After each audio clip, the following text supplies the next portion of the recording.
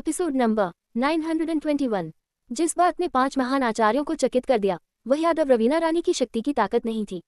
हालांकि वह तृतीय कोटि उत्कृष्ट कोटि थी, महान आचार्यों ने उसकी ज्यादा परवाह नहीं की और केवल उसे त्रिपाठी जीवक्ति की तरह एक मार्शल मार्ग प्रतिभा के रूप में सोचा। सबसे महत्वपूर्ण बात, उसके शरीर में ऊर्जा अग्नि गुण की नहीं थी, न ही यह यान गुण की थी।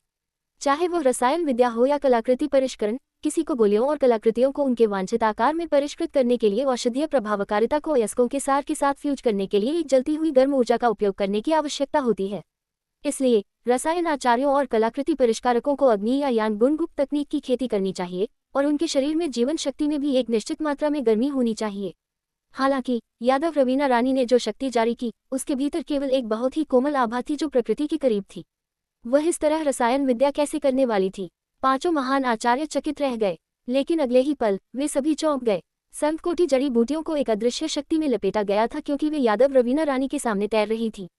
प्रकृति की कोमल शक्ति के तहत जड़ी बूटियों को सभी अपघटित कर दिया गया और जड़ी बूटियों के सार एक साथ संघनित हो गए, अतुलनीय रूप से शुद्ध औषधीय तरल की बूंदें बनाते हुए, जबकि बेकार अशुद्धियों को सभी तरल से बाहर निकाल दिया गया।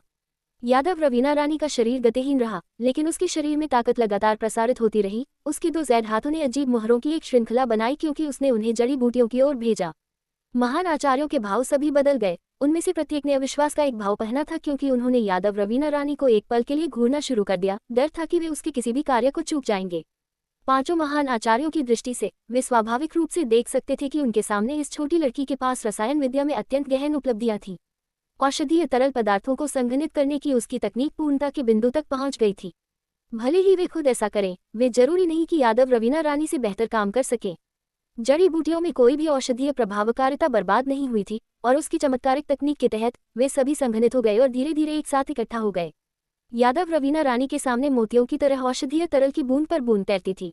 उसने अपनी जैद उंगली से इशारा किया और उसके शरीर में शक्ति लगातार फूटती रही। यादव रवीना रानी ने हवा में उत्कृष्ट भावना आरेखों को अंकित करने के लिए अपनी उंगली को ब्रश के रूप में और जीवन शक्ति को स्याही के रूप में इस्तेमाल किया। उसकी गति अत्यंत तेज थी। सभी ने उत्सुकता से खोजा कि उसने जो भावना आरेख का उपयोग किया वह लगभग पूरी तरह से वही था जो त्रिपाठी जीवक्ति ने इस्तेमाल किया था। ये स्पष्ट था कि उन्हें एक ही व्यक्ति द्वारा सिखाया गया था। धीरे धीरे पांचों महान आचार्य खींचे गए। उन्होंने सभी ने अपनी सांसें रोक ली और यादव रवीना रानी को परेशान करने के डर से थोड़ी सी आवाज करने की हिम्मत नहीं की। उन्होंने अब इस पर संदेह नहीं किया कि क्या यादव रवीना रानी गोलियां बना सकती है या नहीं। उनके सामने चमत्कारिक दृश्य ने स्पष्ट रूप से इस समस्या को समझाया। कोई भी जो गोलियां नहीं बना सकता था वह रसायन विद्या में उपयोग किए जाने वाले भावना सरणियों को नहीं समझ सकता था और उनके लिए औषधीय तरल पदार्थों को पूरी तरह से संघनित करना असंभव था। इसके अलावा यादव रवीना रानी की रसायन विद्या तकनीक में एक प्रकार की सौंदर्य भावना थी जिसने उन्हें नशे में बना दिया। उनके अपने अस्तित्व को भूल गए। यादव रवीना रानी के आंदोलनों के बाद पांचों महान आचार्यों ने सभी ने खोजा कि वे एक जादुई दुनिया में गिर गए लगते थे, एक दुनिया जो रसायन विद्या से संबंधित थी। उनके पैरों के नीचे एक चौड़ी सड़क पड़ी थी और उनके सामने की रोशनी चमकीली थी। इस क्षण सभी ने महसूस किया जैसे उनकी आत्माओं को बपतिस्मा दिया गया था और उनके रसायन विद्या कौशल जो 100 साल तक चांदी में भिगोए गए थे उत्कृष्टता के संकेत दिखाने लगे। धीरे धीरे एक जटिल और गहन भावना आरेख ने आकार लिया। आरेख पर रेखाएं प्रकाश के साथ झिलमिलाहट करती थी, औषधीय तरल पदार्थों को केंद्र में इकट्ठा करने के लिए मार्गदर्शन करती थी। स्पष्ट रूप से औषधीय तरल पदार्थ एक दूसरे के साथ फ्यूज हो रहे थे और टकरा रहे थे, एक रमणीय परिवर्तन पैदा कर रहे थे, अस्पष्ट रूप से एक गोली का आकार बना रहे थे। पांचों महान आचार्यों ने सभी ने चौड़ी आंखों से घूरना शुरू कर दिया, बहुत उत्साहित लग रहे थे। वे इतने सालों से रसायन आचार्य रहे थे, लेकिन एक बार भी उन्होंने स्पष्ट रूप से एक गोली को अपनी नाक के नीचे आकार लेते हुए नहीं देखा था। उनके द्वारा परिष्कृत गोलियां सभी उनकी गोली भट्टियों के अंदर बनी थीं, इसलिए उन्हें नग्न आंखों से नहीं देखा जा सकता था।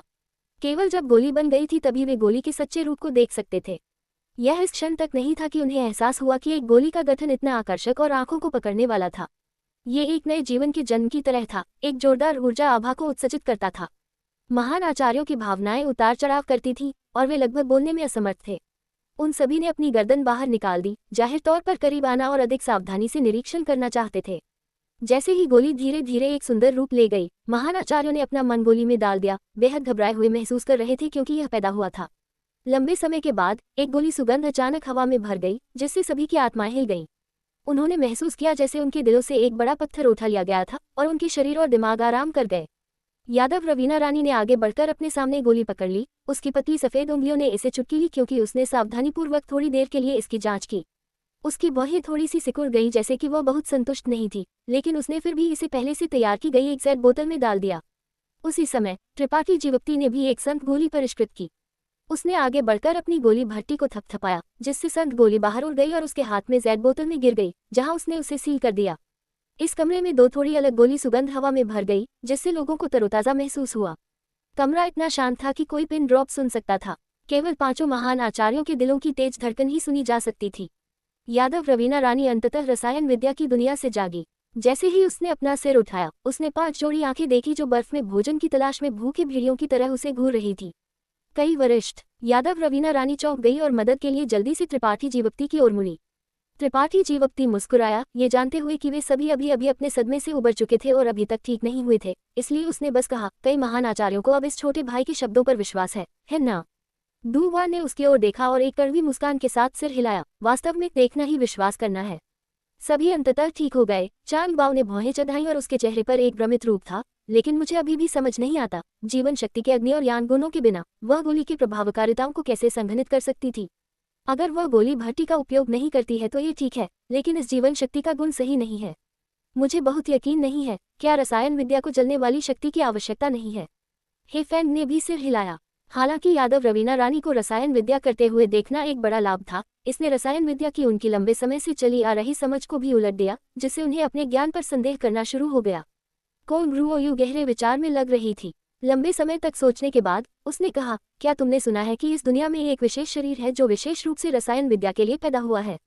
एक विशेष शरीर? दूवान का भाव हिल गया क्योंकि उसे अचानक याद आया, तुम्हारा मतलब पवित्र आत्मा औषधि शरीर? हुन फॉन्ग ने चिल्लाया। हाँ, ये पवित्र आत्मा औषधि शरीर है। कोंग रुओयू ने एक जलती हुई टकटकी के साथ यादव रवीना रानी को घूरना शुरू कर दिया। ये छोटी लड़की पवित्र आत्मा औषधि शरीर के पास हो सकती है। अगर ऐसा है तो ये समझाता है कि वह गोली भट्टी या जलने वाली शक्ति का उपयोग किए बिना रसायन विद्या क्यों कर सकती है। दूवान ने सहमति में सिर हिलाया। शीर्ष रसायन आचार्यों के रूप में कई महान आचार्यों ने स्वाभाविक रूप से पवित्र आत्मा औषधि शरीर के बारे में सुना था और जानते थे कि यह विशेष शरीर कितना चमत्कारिक था। यादव रवीना रानी के प्रदर्शन के साथ इसकी तुलना करते हुए वे अपनी अक्कलों के बारे में अधिक से अधिक निश्चित हो गए। लड़के, क्या तुम्हारी वरिष्ठ बहन के पास एक विशेष शरीर है? चांग बाओ ने त्रिपाठी जीवक्ति से पूछा। त्रिपाठी जीवक्ति मुस्कुराया और सिर हिलाया। कोई आश्चर्य नहीं, ये पौराणिक शरीर निकला। कई महान आचार्यों की आंखें चमकीली हो गई क्योंकि उन्होंने यादव रवीना रानी को घूरना शुरू कर दिया, जैसे कि वे रसायन विद्या की दुनिया में सबसे बड़ा खजाना देख रहे थे। उनके भाव गर्मी और मित्रता से भरे हुए थे। तुम वरिष्ठ बहन और छोटे भाई वास्तव में दूसरों को सदमे में डालना जानते हो। दूवान ने कड़वाहट से मुस्कुराया। इस बूढ़े आचार्य को अब अपने रसायन विद्या कौशल में कोई आत्मविश्वास नहीं है। हाँ, मुझे भी आश्चर्य होता है कि क्या मैं इतने लंबे समय तक व्यर्थ में रहा हूँ। हे फैंग भी आह भरने से खुद को नहीं रोक सका। लेकिन अगर हम वास्तव में तुलना करते हैं तो ये छोटा भाई इस छोटी लड़की जितना अच्छा नहीं है। हुन फॉन्ग हंसा। वे दोनों संत कोटि गोलियां परिष्कृत कर रहे हैं, लेकिन समय के मामले में इस छोटी लड़की का ऊपरी हाथ है। त्रिपाठी जीवक्ति ने अपने कंधों को उचका दिया। कोई अन्य तरीका नहीं है। वरिष्ठ बहन की रसायन विद्या में उपलब्धियां हमेशा मेरी अपनी से बेहतर रही हैं। नहीं, छोटे भाई ने केवल थोड़े समय के लिए रसायन विद्या का अध्ययन किया लगता है। वह पहले रसायन विद्या करना भी नहीं जानता था। यादव रवीना रानी ने जल्दी से अपना हाथ हिलाया। तुम्हें एक दूसरे की प्रशंसा करने की जरूरत नहीं है। जल्दी करो और परिष्कृत करना जारी रखो। आज परिष्कृत करने के लिए अभी भी 30 गोलियां हैं। चांग बाओ उन्हें फिर से देखने का इंतजार नहीं कर सकता था और उन्हें आग्रह किया। हाँ, लेकिन चलो पहले ये स्पष्ट कर दें, तुम्हारे द्वारा चौंक जाने के बाद हम बूढ़े साथी आज परिष्कृत नहीं करेंगे ताकि जड़ी बूटियों को बर्बाद करने से बचा जा सके। हे फैंग ने जोड़ा। अच्छा, आज की 30 गोलियां मुझ पर और छोटी वरिष्ठ बहन पर सौंपी जाएंगी। त्रिपाठी जीवक्ति और यादव रवीना रानी ने एक दूसरे पर एक नजर डाली और जानते हुए मुस्कुराए और कुछ नहीं कहा और अपनी रसायन विद्या में खुद को डुबोना जारी रखा। समय बीत गया। पांचों महान आचार्य यादव रवीना रानी के चारों ओर इकट्ठा हो गए थे। उसके आंदोलनों का एक भी विवरण नहीं चूक रहे थे। त्रिपाठी जीवक्ति को पूरी तरह से नजरअंदाज कर दिया गया था। वे कुछ समय से त्रिपाठी जीवक्ति की रसायन विद्या का निरीक्षण कर रहे थे और अब जब यादव रवीना रानी उनके साथ शामिल हो गई थी तो स्वाभाविक रूप से वे इन नई तकनीकों को याद करने के लिए तैयार नहीं थे। त्रिपाठी जीवक्ति भी इसे देखकर खुश था और यादव रवीना रानी और भी खुश थी। उसके पास पहले अभ्यास करने के लिए कई संत कोटि सामग्री नहीं थी, लेकिन अब जब वह 9 स्वर पवित्र भूमि में आ गई थी तो उसे अब सामग्री के बारे में चिंता करने की जरूरत नहीं थी, इसलिए उसने परिष्कृत करने में कोई कसर नहीं छोड़ी। इसके शीर्ष पर उसके पवित्र आत्मा औषधि शरीर के विशेष संविधान के साथ जब उसने रसायन विद्या का प्रदर्शन किया तो जिस गति से उसकी शक्ति में सुधार हुआ वह उसके ध्यान करने की तुलना में अनगिनत गुना तेज थी। यादव रवीना रानी ने खुद पहले कहा था कि रसायन विद्या खेती का एक रूप था, इसलिए उसने बिल्कुल भी थकान महसूस नहीं की। लंबे समय तक खुद को व्यस्त रखने के बाद 30 गोलियां अंततः परिष्कृत हो गई। त्रिपाठी जीवप्ती ने थोड़ा थका हुआ महसूस किया, लेकिन यादव रवीना रानी अभी भी ऊर्जा से भरी हुई थी, जाहिर तौर पर जारी रखना चाहती थी। झू हुई आगे आया और 30 गोलियां ली, उन्हें पवित्र भूमि से बाहर लाया और उन्हें 9 चोटियों के बाहर इंतजार कर रहे कृषक को सौंप दिया। कृषक प्रशंसा से भरा था, पवित्र भूमि के महान आचार्य के तरीकों की प्रशंसा कर रहा था। 10 दिनों की खेती के बाद वह जिन गोलियों को परिष्कृत कर सकता था, उनकी संख्या वास्तव में तेजी से बढ़ी थी। इसने उन लोगों को बनाया जो गोलियों के लिए पूछने के लिए लाइन में इंतजार कर रहे थे बेहद खुश। पवित्र भूमि के महान आचार्यों द्वारा परिष्कृत गोलियों की संख्या हर दिन बढ़ी, इसलिए उन्हें इंतजार करने का समय छोटा हो गया। इस क्षण त्रिपाठी जीवप्ती, यादव रवीना रानी और 5 महान आचार्य सभी अपने कमरों में लौट आए थे, अपनी आंखें बंद कर ली थीं और ध्यान कर रहे थे, दिन के लाभों को समझ रहे थे। अगले दिन वही जारी रहा। ये 3 दिन बाद तक नहीं था कि 5 महान आचार्यों ने रसायन विद्या करना शुरू कर दिया। इस प्रक्रिया में अपनी अपनी अंतर्दृष्टि साझा की। कमरे के अंदर गोलियों की खुशबू हवा में भर गई, क्योंकि एक के बाद एक भावना कोटि और संत कोटि गोलियां उत्पादित हुई, एक मनभावन दृश्य बनाया। Episode number 922। समय उड़ गया और 1 महीने बाद झू हुई द्वारा स्थिति के बारे में पूछताछ करने के लिए भेजे गए पवित्र भूमि के शिष्य एक के बाद एक लौटे। उनकी रिपोर्ट सुनने के बाद महान वृद्ध को भी स्पष्ट रूप से एहसास हुआ कि इस दुनिया में कुछ हुआ था और तुरंत त्रिपाठी जीवप्ती से दर्शकों का अनुरोध करने के लिए पवित्र आचार्य न्यायालय में भाग गया। त्रिपाठी जीवप्ती भी इस दिन के आने का इंतजार कर रहा था, इसलिए वह रसायन विद्या करने नहीं गया था। हॉल के अंदर झू हुई ने एक अजीब अभिव्यक्ति के साथ कहा, पवित्र आचार्य, हमने जिन शिष्यों को बाहर भेजा उन्होंने 1 महीने की यात्रा और रास्ते में हुई विभिन्न प्रमुख घटनाओं के बारे में पूछताछ करने के बाद हाल ही में एक बहुत ही अजीब घटना की खोज की। क्या दुनिया भर में विभिन्न रहस्यमय छोटे संसारों के कई प्रवेश द्वार अचानक प्रकट हुए? त्रिपाठी जीवप्ती की आंखें सनकरी हो गई, क्योंकि उसका भाव गरिमापूर्ण हो गया। पवित्र मकबरे के खुलने, तारामंडल के खुलने और 2000 किलोमीटर दूर एक रहस्यमय छोटे संसार के प्रवेश द्वार के प्रकट होने के बाद त्रिपाठी जीवप्ती के दिल में स्पष्ट रूप से एक बुरा एहसास था। यही कारण था कि उसने झू हुई को जांच के लिए शिष्यों को बाहर भेजने के लिए कहा था। इस जांच के परिणाम मूल रूप से वही थे जो उसने अनुमान लगाया था, जिससे उसे थोड़ा असहज महसूस हुआ। झू हुई ने जारी रखा, शिष्यों की जांच के बाद उन्होंने पाया कि इन रहस्यमय छोटे संसारों के प्रवेश द्वार सभी एक ही समय में खुल गए, सभी अपने आप। इस दौरान दुनिया के सभी कृषक खजाने की तलाश में इन रहस्यमय छोटे संसारों में प्रवेश करने के उन्माद में पड़ गए हैं। अनगिनत लोग एक के बाद एक इन रहस्यमय छोटे संसारों में प्रवेश कर चुके हैं और बाहर निकल चुके हैं, लेकिन शिष्यों के अनुसार इनमें से अधिकांश रहस्यमय छोटे संसार खाली हैं और जीवन से रहित हैं। कभी कभी इनमें से 1 या 2 रहस्यमय छोटे संसारों में प्राचीन खंडहर और खजाने होते हैं। क्या तुम्हें पता चला कि ये प्रवेश द्वार कब खुले? झू हुई ने सिर हिलाया। ऐसा लगता है कि यह लगभग 1.5 महीने पहले हुआ था। 1.5 महीना? इसने त्रिपाठी जीवप्ती के दिल में संदेह को और पुष्टि दी। ये तब था जब त्रिपाठी जीवप्ती ने उपाध्याय अनीशपाल और यादव रवीना रानी को बचाया था।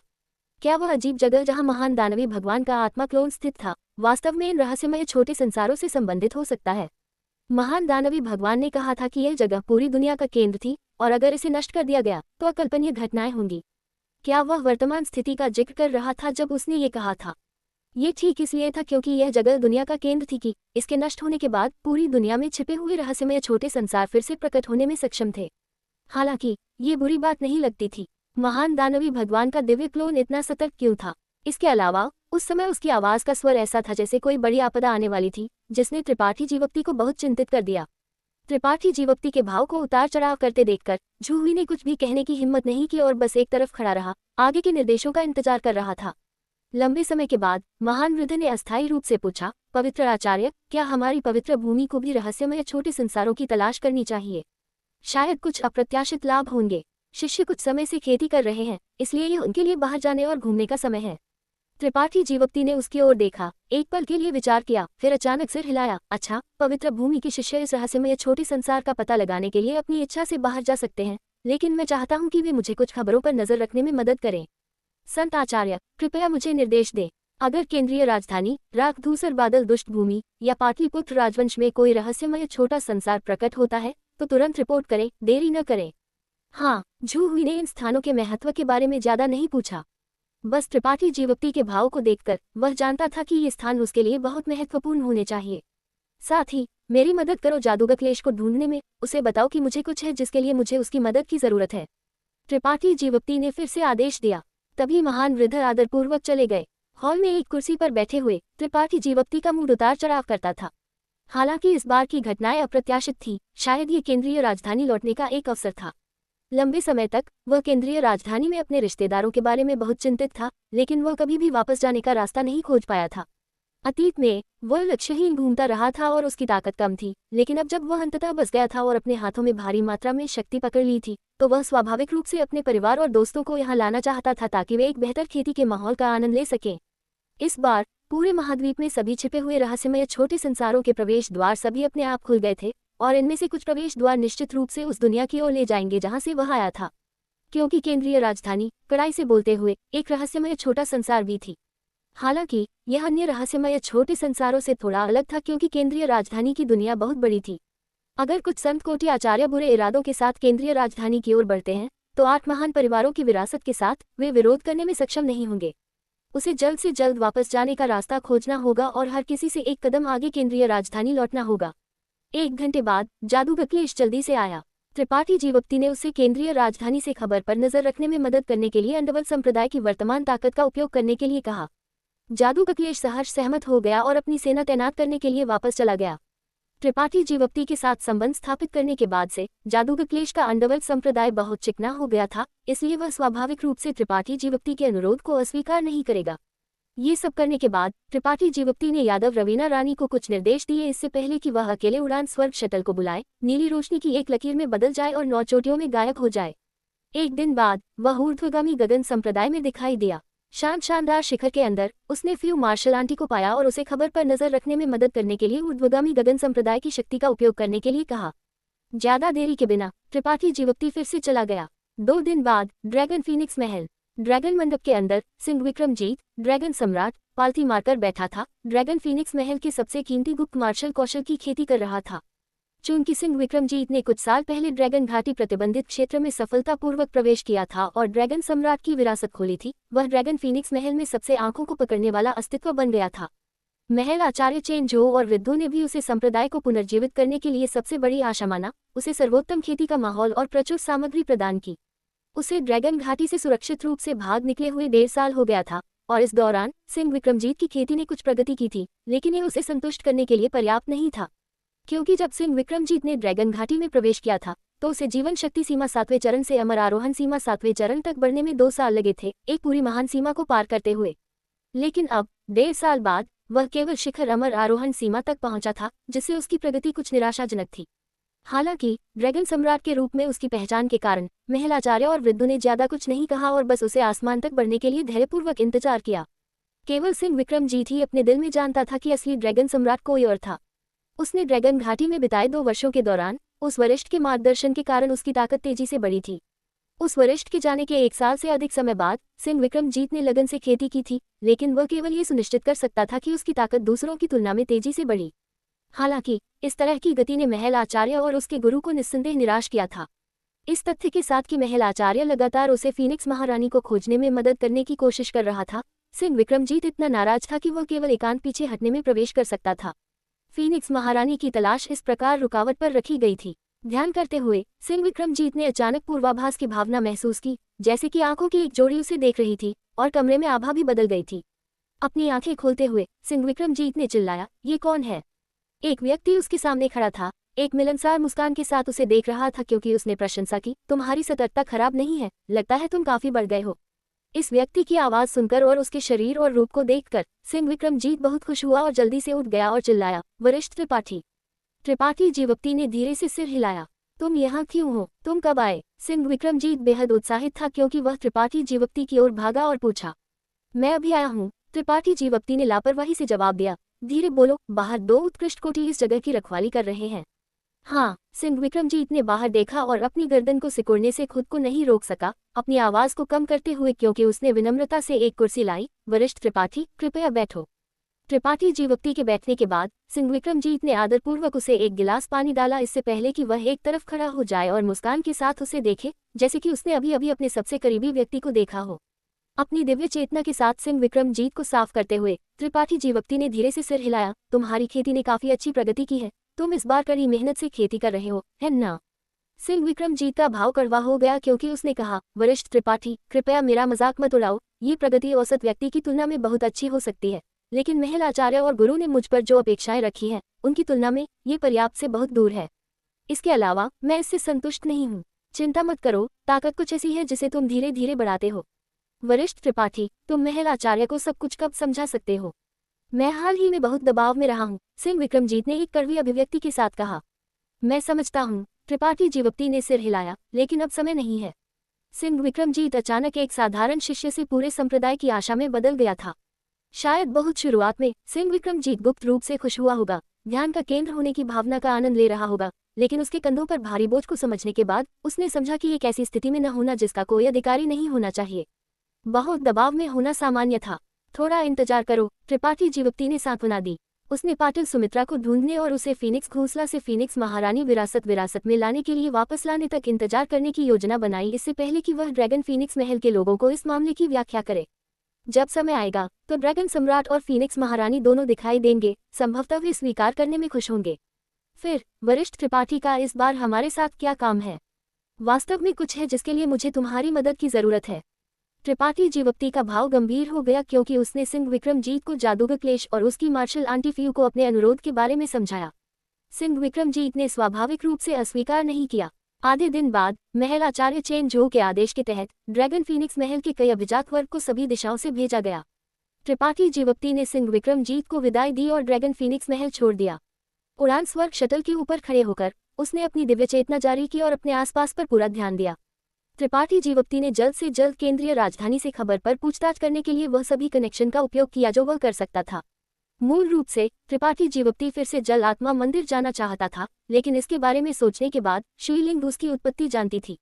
अगर उन्हें वास्तव में केंद्रीय राजधानी का प्रवेश द्वार मिल गया तो शुईलिंग 9 स्वर पवित्र भूमि को खबर देने के लिए किसी को भेजेगी, भले ही उसने कुछ न कहा हो। एक उच्च गति से उड़ते हुए त्रिपाठी जीवप्ती ने अपनी दिव्य चेतना जारी की। एक बार जब उसने पास में कोई शून्य बल उतार चढ़ाव का पता लगाया तो वह तुरंत ही देखने के लिए जांच करेगा कि क्या कोई रहस्यमय छोटे संसार का प्रवेश द्वार था। अगर वहां था तो वह सीधे प्रवेश करेगा और देखेगा कि क्या ये रहस्यमय छोटा संसार उसका घर था। निराशा के बाद निराशा और खालीपन के बाद खालीपन ने त्रिपाठी जीवप्ती को बेहद चिंतित कर दिया। केंद्रीय राजधानी के 8 महान परिवार किसी से पीछे नहीं थे, लेकिन टोन हुआन क्षेत्र की तुलना में वे कुछ भी नहीं थे। अगर कुछ महान शक्ति वास्तव में इस जगह को ढूंढती है और इस पर अपनी जगह स्थापित करती है तो यह संभावना थी कि वे एक बड़ा उपद्रव करेंगे। Episode number 923। एक दिन 2 महीने बाद त्रिपाठी जीवप्ती बाहरी दुनिया से लौट आया। पवित्र आचार्य न्यायालय में लौटकर उसने झू हुई को बुलाया और उससे पूछा कि क्या उसके शिष्यों को इस दौरान कुछ मिला है, लेकिन कोई फसल नहीं थी। त्रिपाठी जीवप्ती थोड़ा निराश महसूस करने से खुद को नहीं रोक सका। 2 महीने पहले उसने कई महान शक्तियों से केंद्रीय राजधानी से खबर पर ध्यान देने के लिए कहने के लिए अपने सभी संबंधों का उपयोग किया था। इसके अलावा 9 स्वर पवित्र भूमि खुद भी जांच कर रही थी, लेकिन वह अभी भी कुछ भी नहीं ढूंढ पाया था। पिछले 2 महीनों में त्रिपाठी जीवप्ती खुद एक छोटे सीलबंद संसार के प्रवेश द्वार की तलाश में हर जगह खोज कर रहा था। उसने 20-30 छोटे सीलबंद संसारों में प्रवेश किया और बाहर निकला था, लेकिन उनमें से किसी ने भी केंद्रीय राजधानी तक नेतृत्व नहीं किया। उड़ान स्वर्ग शटल की अविश्वसनीय गति इस समय बहुत मदद मिली, इसलिए 2 महीने बाद त्रिपाठी जीवप्ती ने लगभग मानव क्षेत्र के आधे हिस्से को पार कर लिया था। हर 3 दिन में त्रिपाठी जीवप्ती किसी भी उपयोगी जानकारी को याद न करने के लिए पवित्र भूमि पर वापस आता था, लेकिन उसे अभी भी कोई खबर नहीं मिली थी। झू हुई पहले ही चला गया था जब एक सुगंधित हवा गुजरी। त्रिपाठी जीवप्ती ने ऊपर देखा और यादव रवीना रानी को एक हल्के मलमल के कपड़े में अपने सामने खड़ा देखा। जाहिर तौर पर त्रिपाठी जीवप्ती के दिल में चिंता को समझते हुए उसकी सुंदर आंखों में गहरी सहानुभूति का एक रूप चमक उठा। त्रिपाठी जीवप्ती ने आगे बढ़कर अपनी छोटी वरिष्ठ बहन को अपनी बाहों में खींच लिया, इससे पहले कि वह पूछे, क्या तुमने गोलियों को परिष्कृत करना खत्म कर दिया है? हाँ, यादव रवीना रानी ने धीरे से सिर हिलाया। छोटे सीलबंद संसारों के लिए धन्यवाद। कम और कम लोग गोलियों के लिए पूछने के लिए यहाँ आ रहे हैं, इसलिए अब परिष्कृत करने के लिए ज्यादा गोलियां नहीं हैं। इतने सारे छोटे सीलबंद संसारों के अचानक प्रकट होने के कारण अधिकांश कृषक का एक हिस्सा प्राप्त करना चाहते थे, इसलिए वे अवसर खोजने के लिए एक के बाद एक 9 चोटियों को छोड़कर बाहर चले गए। नतीजतन गोलियों के लिए पूछने के लिए 9 चोटियों के बाहर लाइन लगाने की अब कोई जरूरत नहीं थी। इसने यादव रवीना रानी और अन्य महान आचार्यों को भी कुछ खाली समय दिया। वरिष्ठ बहन और छोटे भाई एक दूसरे की त्वचा को छू रहे थे क्योंकि उन्होंने एक दूसरे की खुशबू में सांस ली थी। छोटे भाई, क्या तुम केंद्रीय राजधानी के प्रवेश द्वार की तलाश कर रहे हो? यादव रवीना रानी ने अचानक पूछा। क्या तुमने महान वृद्ध से पूछा? त्रिपाठी जीवप्ती दंग रह गया। यादव रवीना रानी ने सिर हिलाया। मैं इसे खुद देख सकती हूँ। कड़ाई से बोलते हुए, केंद्रीय राजधानी भी एक छोटा सीलबंद संसार है। पहले हम प्रवेश द्वार नहीं ढूंढ पाए, लेकिन अब जब प्रवेश द्वार अपने आप खुल गया है तो इसे बहुत पहले खोज लिया जाना चाहिए था, लेकिन इसके बारे में कोई खबर नहीं आई है। छोटे भाई, तुम बहुत चिंतित होंगे। तुम इन दिनों बहुत भाग दौड़ कर रहे हो, इसलिए मैंने अनुमान लगाया। हाँ, मैं इसकी तलाश कर रहा हूँ, दुर्भाग्य से मुझे यह नहीं मिला। हमेशा कुछ सुराग होंगे छोटे भाई, चिंता मत करो। यादव रवीना रानी ने धीरे से उसे सांत्वना दी। त्रिपाठी जीवक्ति का बड़ा हाथ पकड़ने की पहल की। अस्पष्ट रूप से आह भरते हुए उसने कहा, ऐसे नाजुक समय में मुझे नहीं पता कि आचार्य कहाँ भाग गए। अगर वह यहाँ होते तो हम नहीं कर सकते थे। खजांची उपाध्याय, उसे शायद कुछ महत्वपूर्ण काम है। त्रिपाठी जीवक्ति को नहीं पता था कि खजांची उपाध्याय इस महत्वपूर्ण क्षण में कहाँ भाग गए थे, लेकिन चूंकि वह 9 स्वर पवित्र भूमि पर पहुंचते ही चला गया था, यहाँ तक कि यादव रवीना रानी को भी त्रिपाठी जीवक्ति की देखभाल में छोड़कर ये कुछ महत्वपूर्ण होना चाहिए। त्रिपाठी जीवक्ति को यहाँ तक संदेह था कि वह दानव भूमि में भाग गया है। आखिरकार उसने दानव सेनापति के हाथों एक बड़ा नुकसान उठाया था, इसलिए शायद अपनी ताकत बहाल करने के बाद वह फिर से दानव सेनापति के साथ मुसीबत खोजने गया था। अगर ऐसा था तो खजांची उपाध्याय का भविष्य अंधेरा था। तारांकन, डैंग डैंग डैंग डैंग। तारांकन। अचानक बाहर से तेज कदमों की आवाज आई। यादव रवीना रानी एक डरे हुए खरगोश की तरह थी, क्योंकि उसने जल्दी से त्रिपाठी जीवक्ति की बाहों से छलांग लगाई, थोड़ा शर्माते हुए क्योंकि वह अजीब तरह से एक तरफ खड़ी थी। जब आसपास कोई और नहीं था तो वह त्रिपाठी जीवक्ति के साथ स्नेही हो सकती थी, लेकिन बाहरी लोगों के सामने वह छोड़ नहीं सकती थी। जो अंदर आया वह झू हुई था और वह जल्दी में लग रहा था। त्रिपाठी जीवक्ति ने आश्चर्य में उसकी ओर देखा। क्या कुछ और है, महान वृद्ध? झू हुई ने अभी अभी त्रिपाठी जीवक्ति को अपने शिष्यों द्वारा एकत्र की गई खबर की सूचना दी थी, लेकिन अब वह जल्दी से वापस आ गया था। जाहिर है कि उसे कुछ रिपोर्ट करने की जरूरत थी। पवित्र आचार्य, बाहर 2 महिलाएं हैं जो तुम्हें देखना चाहती हैं। झू हुई ने सावधानी से यादव रवीना रानी के भाव पर नजर डाली, इससे पहले कि वह हल्के से खांसी और रिपोर्ट करे। महिलाएं? त्रिपाठी जीवक्ति ने भौहें चढ़ाईं। किस तरह की महिलाएं? हाँ, बहुत सुंदर और बहुत युवा। झू हुई ने पूछने में संकोच नहीं किया। झू हुई ने आंख भी नहीं झपकाई, क्योंकि उसने स्पष्ट रूप से रिपोर्ट की। उसने एक गंभीर स्वर में बात की, स्पष्ट रूप से यह सोच रहा था कि ये दोनों महिलाएं त्रिपाठी जीवक्ति के बाहर से प्यार के कर्ज थे और अब उसे खोज रहे थे। यादव रवीना रानी ने भी यही सोचा और मुस्कुराने से खुद को नहीं रोक सकी। उसकी सुंदर आंखें अस्पष्ट रूप से त्रिपाठी जीवक्ति की ओर घूर रही थी, क्योंकि उसने फुसफुसाया, छोटे भाई, मैं पहले अपने कमरे में लौट जाऊंगी। त्रिपाठी जीवक्ति का मुंह मरोड़ा गया, क्योंकि उसने धार्मिक रूप से कहा, मैं बाहर किसी भी सुंदर युवा महिला को नहीं जानता। क्या वे साहसी स्वतंत्र संघ से युन जुवान और रुवान शिन यू हैं? जब वे दोनों पिछली बार पवित्र भूमि पर आए थे तो महान वृद्ध ने भी उन्हें देखा था। वे नहीं। झू हुई ने सिर हिलाया। उसकी आंखें जल उठी, क्योंकि उसने कहा, ठीक है, वे दोनों लड़कियां जुड़वा होनी चाहिए। वे एक जैसी दिखती हैं, लेकिन उनके स्वभाव कुछ अलग हैं। एक आकर्षक है जबकि दूसरी एक परी की तरह है। हाँ, वे दोनों दुर्लभ सुंदरियां हैं। उसके भाव से ऐसा लगता था कि त्रिपाठी जीवक्ति की महिलाओं के साथ भाग्य उथला नहीं था। जाहिर है उसने निर्धारित किया था कि इन दोनों महिलाओं का त्रिपाठी जीवक्ति के साथ किसी तरह का स्पष्ट संबंध था। त्रिपाठी जीवक्ति का चेहरा नाटकीय रूप से बदल गया, क्योंकि वह खड़ा हो गया और बड़बड़ाया, जुड़वा। हाँ, झू हुई को नहीं पता था कि त्रिपाठी जीवक्ति की प्रतिक्रिया इतनी मजबूत क्यों थी और आश्चर्य में उसे घूरने लगा इससे पहले कि वह जारी रखे। और इस बूढ़े आचार्य के अवलोकन के अनुसार ये दोनों लड़कियां किसी प्रकार की विशेष गुप्त तकनीक की खेती कर रही होनी चाहिए। उनकी जीवन आभाएं बिल्कुल समान है, यहाँ तक कि वे जो आभाएं उत्सर्जित करती हैं वे भी बिल्कुल समान है। उनकी ताकत के लिए उन्हें प्रथम कोटि उत्कृष्ट कोटि सीमा के आसपास होना चाहिए, लेकिन वे एक ऐसी भावना देती हैं जिसे नजरअंदाज नहीं किया जा सकता है। ये वास्तव में थोड़ा अजीब है। भले ही वे जुड़वा हों, उनकी जीवन आभाएं और आभाएं समान नहीं होनी चाहिए। त्रिपाठी जीवक्ति की आंखें धीरे धीरे चमकीली हो गई और उसकी आंखों में एक अजीब रोशनी चमक उठी, जबकि यादव रवीना रानी भी अपनी पटरियों में रुक गई, अपने मुंह को ढक लिया, क्योंकि उसकी सुंदर आंखें आश्चर्य और खुशी से भर गईं। वरिष्ठ बहन और छोटे भाई ने एक दूसरे पर नजर डाली और दोनों ने एक ही संभावना के बारे में सोचा। वे कहाँ हैं? त्रिपाठी जीवक्ति ने जल्दी से पूछा, उसी समय अपनी दिव्य चेतना जारी करते हुए। पहाड़ की चोटी के ठीक बाहर। मुझे उनके पास ले चलो। मैं भी जाऊंगी, यादव रवीना रानी ने जल्दी से कहा। झू हुई निःशब्द था, क्योंकि वह जगह पर खड़ा था, गुप्त रूप से त्रिपाठी जीवक्ति के लिए चिंतित महसूस कर रहा था। आश्चर्यचकित था कि क्या पवित्र आचार्य की यह वरिष्ठ बहन इन दोनों महिलाओं को शर्मिंदा करने की योजना बना रही थी, लेकिन उसके रूप को देखकर ऐसा नहीं लगता था कि वह ऐसा कुछ करेगी। तुम क्या घूर रहे हो? त्रिपाठी जीवक्ति चिल्लाया, इससे पहले कि वह यादव रवीना रानी के साथ उड़ जाए। झू हुई ने खुद को मजबूत किया और पीछा किया, गुप्त रूप से ये तय किया कि अगर ये महिलाएं लड़ना शुरू कर देती हैं तो वह तुरंत भाग जाएगा और पवित्र आचार्य को निपटने के लिए छोड़ देगा। महिलाओं के साथ अच्छे भाग्य का आनंद लेना आसान नहीं था। झू हुई एक अनुभवी आदमी के रूप में स्वाभाविक रूप से जानता था कि एक महिला कितनी भयानक हो सकती है एक बार जब वह एक दृश्य बनाना शुरू कर देती है। 9 चोटियों के बाहर सुंदर आकृतियों वाली 2 महिलाएं चुपचाप खड़ी थीं। वे दोनों पर्याप्त स्तनों और सुंदर कमर के साथ उत्कृष्ट सुंदरियां थीं। हालांकि उनके स्वभाव अलग थे। बाईं ओर वाली महिला का एक आकर्षक भाव था, जबकि दाहिनी ओर वाली महिला थोड़ी अधिक जीवंत थी। जब वे दोनों एक साथ खड़ी थीं, तो वे एक प्रकार का लुभावना दृश्य प्रभाव पैदा करने से खुद को नहीं रोक सकी। इस जगह की रखवाली करने वाले कई पवित्र भूमि के शिष्य लगातार इन दोनों महिलाओं पर नजरें चुरा रहे थे, गुप्त रूप से उनकी आश्चर्यजनक सुंदरता पर अचंभित थे।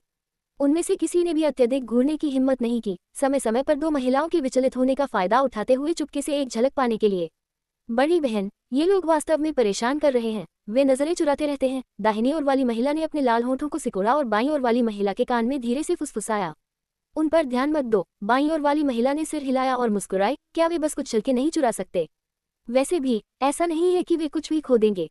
सभी पुरुष ऐसे ही होते हैं। ऐसे और भी बहुत से लोग हैं जो उनसे अधिक परेशान करते हैं, लेकिन वह व्यक्ति अलग है। वह व्यक्ति। बड़ी बहन का चेहरा भी गरिमापूर्ण हो गया, स्मरण का एक रूप प्रकट करते हुए। वह व्यक्ति 10 साल से अधिक समय से बिना किसी खबर के चला गया है। मुझे आश्चर्य है कि क्या यहाँ का व्यक्ति वही है।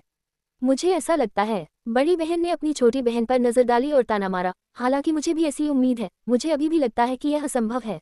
दूसरों के अनुसार इस 9 स्वर पवित्र भूमि के पवित्र आचार्य एक तृतीय कोटि उत्कृष्ट कोटि है। हम दोनों बहनें अपनी वर्तमान खेती तक पहुंचने में केवल इसलिए सक्षम हुई हैं क्योंकि हमने एक सर्वोच्च विरासत प्राप्त की है। वह कितना भी शक्तिशाली क्यों न हो, उसके लिए हमारी तुलना में तेजी से अपनी खेती बढ़ाना असंभव है। हम दोनों के एक साथ काम करने से हमारी खेती की गति एक साधारण व्यक्ति की तुलना में दोगुनी है। बड़ी बहन, क्या तुम उन सभी चमत्कारों को भूल गई हो जो उसने केंद्रीय राजधानी और युद्ध शहर में बनाए थे? जो कुछ भी असंभव है वह उसके साथ संभव है। मुझे उम्मीद है, लेकिन अगर यह वास्तव में वह है, तो वह सिर्फ 10 छोटे वर्षों में इस जगह का आचार्य कैसे बन सकता था?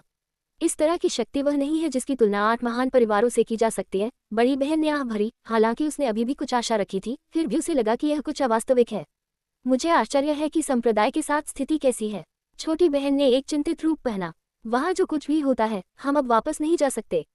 हमारी एकमात्र आशा है कि उसे जल्दी से ढूंढें और उसे एक रास्ता सोचने के लिए कहें। हम कोई आ रहा है। बोलते समय बड़ी बहन ने अपना सिर उठाया और दूरी में देखा, ठीक समय पर 3 आकृतियों को उनकी ओर भागते हुए देखने के लिए। इन तीनों लोगों की गति अत्यंत तेज थी, इसलिए उसकी वर्तमान खेती के साथ भी वह केवल बाद की छवियों की एक श्रृंखला देख सकती थी।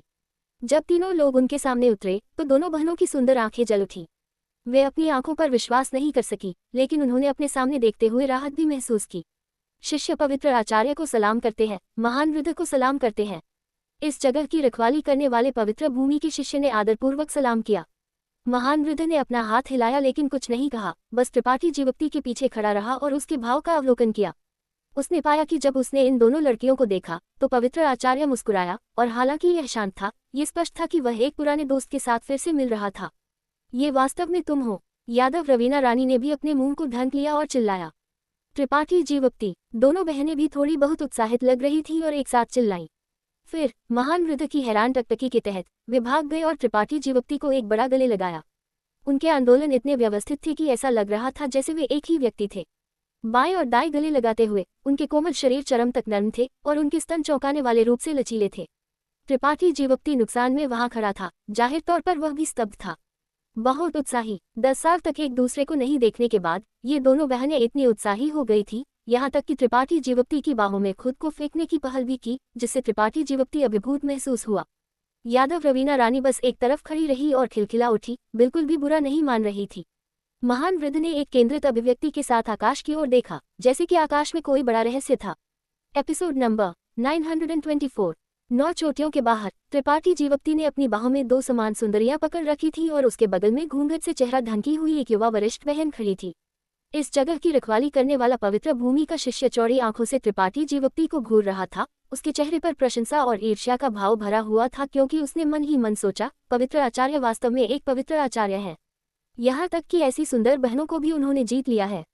वह वास्तव में सभी पुरुषों के लिए एक रोल मॉडल है। बस बहुत हो गया। तुम दोनों क्या कर रही हो? त्रिपाठी जीवक्ति इतने जोर से गले लगाए जाने से लगभग सांस से बाहर था, और उनके सीने की अद्भुत कोमलता ने उसे एक पल के लिए बेचैन कर दिया, इसलिए उसने जल्दी से दोनों महिलाओं की कमर को छुआ।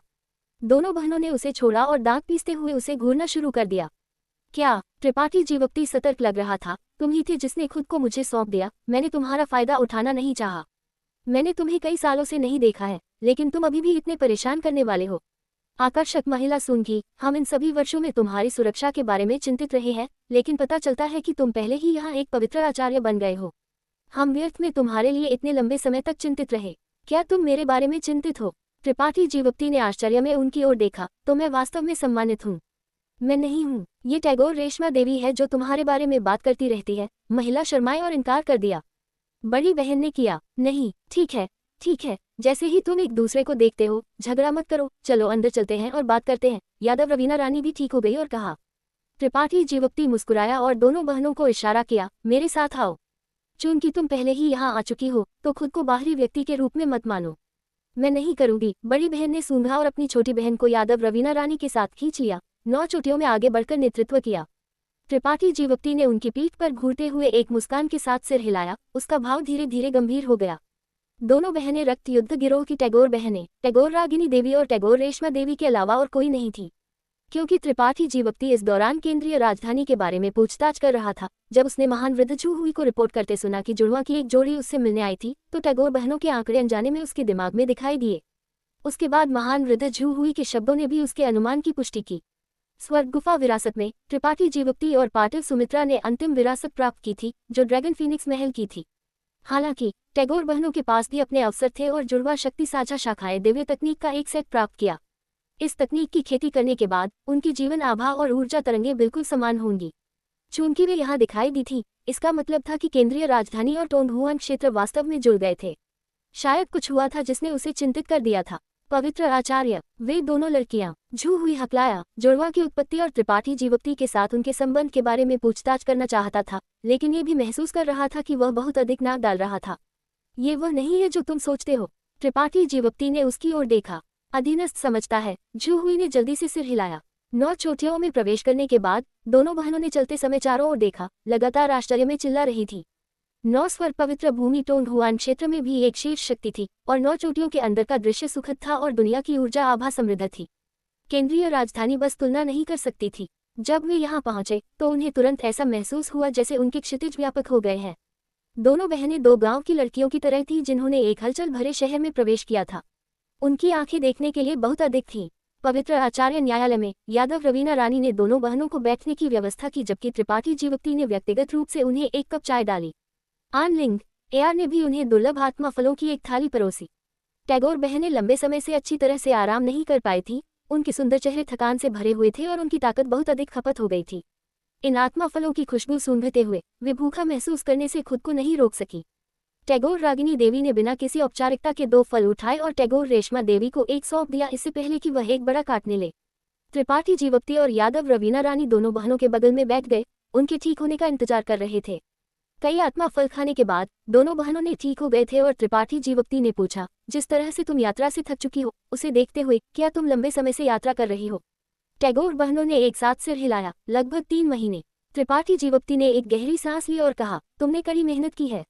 वे दोनों अब प्रथम कोटि उत्कृष्ट कोटि थी, इसलिए 3 महीने तक यात्रा करने से उनकी बहुत अधिक ताकत खर्च हो गई थी, इसलिए उनके लिए थका हुआ महसूस करना अपरिहार्य था। त्रिपाठी जीवप्ती, तुम्हें जल्दी से केंद्रीय राजधानी वापस जाना होगा, वहां कुछ हुआ हो सकता है। टैगोर रागिनी देवी ने अचानक भौहें चढ़ाई और चिंतित होकर कहा। मैं जानता हूँ। त्रिपाठी जीवप्ती ने धीरे से सिर हिलाया। तुम जानते हो? टैगोर बहनों ने आश्चर्य में उसकी ओर देखा।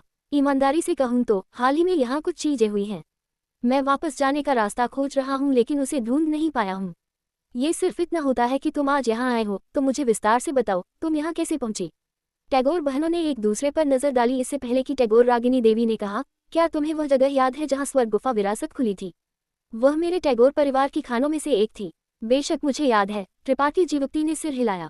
लगभग 3 या 4 महीने पहले वहाँ कुछ अजीब घटनाएं अचानक दिखाई दी। टैगोर रागिनी देवी की कहानी सुनने के बाद त्रिपाठी जीवप्ती ने समझा कि दोनों बहनें टोंगहुआन क्षेत्र में क्यों आई थीं और उन्होंने 9 स्वर पवित्र भूमि को खोजने के लिए इतनी दूर क्यों यात्रा की थी। 3 या 4 महीने पहले उस जगह पर जहां स्वर्ग गुफा विरासत दिखाई दी थी, अचानक एक अंधेरी गुफा दिखाई दी। टैगोर बहनों को एक शिष्य से एक रिपोर्ट मिली और वे जांच के लिए एक साथ गए। क्योंकि आज के रक्त युद्ध गिरोह में या यहाँ तक कि पूरी दुनिया में टैगोर बहनों की ताकत शीर्ष पायदान पर मानी जाती थी। ये ठीक इसलिए था क्योंकि उन्हें अपनी ताकत में कुछ आत्मविश्वास था कि टैगोर बहनें खतरे से नहीं डरती थी। उन्होंने घने अंधेरे गुफा में प्रवेश किया, सावधानीपूर्वक जांच करने का इरादा था कि अंदर क्या था। आखिरकार स्वर्ग गुफा विरासत वहां दिखाई दी थी और उन्होंने गलती से सोचा था कि गुफा स्वर्ग गुफा विरासत के समान थी, लेकिन वे नहीं जानते थे कि यह शून्य गलियारे का प्रवेश द्वार था जो टोंगहुआन क्षेत्र की ओर जाता था। लापरवाही के एक पल में वे टोंगहुआन क्षेत्र में आ गई थी। दोनों बहनों ने 2 दिनों तक आसपास की जांच की और पाया कि यहाँ की दुनिया पूरी तरह से उससे अलग थी जिसकी उन्होंने कल्पना की थी। वास्तव में कृषक गतिविधि के कई निशान थे और उन कृषकों के बीच कई आचार्य थे जिन्हें वे भी देख नहीं सकते थे। उन्होंने तुरंत समझा कि वे एक असाधारण जगह पर आई थी। जैसे ही वे रक्त युद्ध गिरोह में लौटने वाली थी, वे ये जानकर हैरान थी कि जिस प्रवेश द्वार से वे आई थी उससे एक अन्य शक्ति की कृषक गतिविधि ने घेर लिया था। उस शक्ति के अनगिनत आचार्य थे और दोनों बहनें अकेले थीं, इसलिए वे करीब नहीं जा सकीं। एक बार जब वे करीब आईं तो उन्हें डराया जाएगा और पीछे हटने के लिए मजबूर किया जाएगा। अंतिम उपाय के रूप में दोनों बहनें केवल पास में रह सकती थीं और देख सकती थीं कि क्या उन्हें लौटने का मौका मिल सकता है, लेकिन वे ऐसा करने में असमर्थ थीं।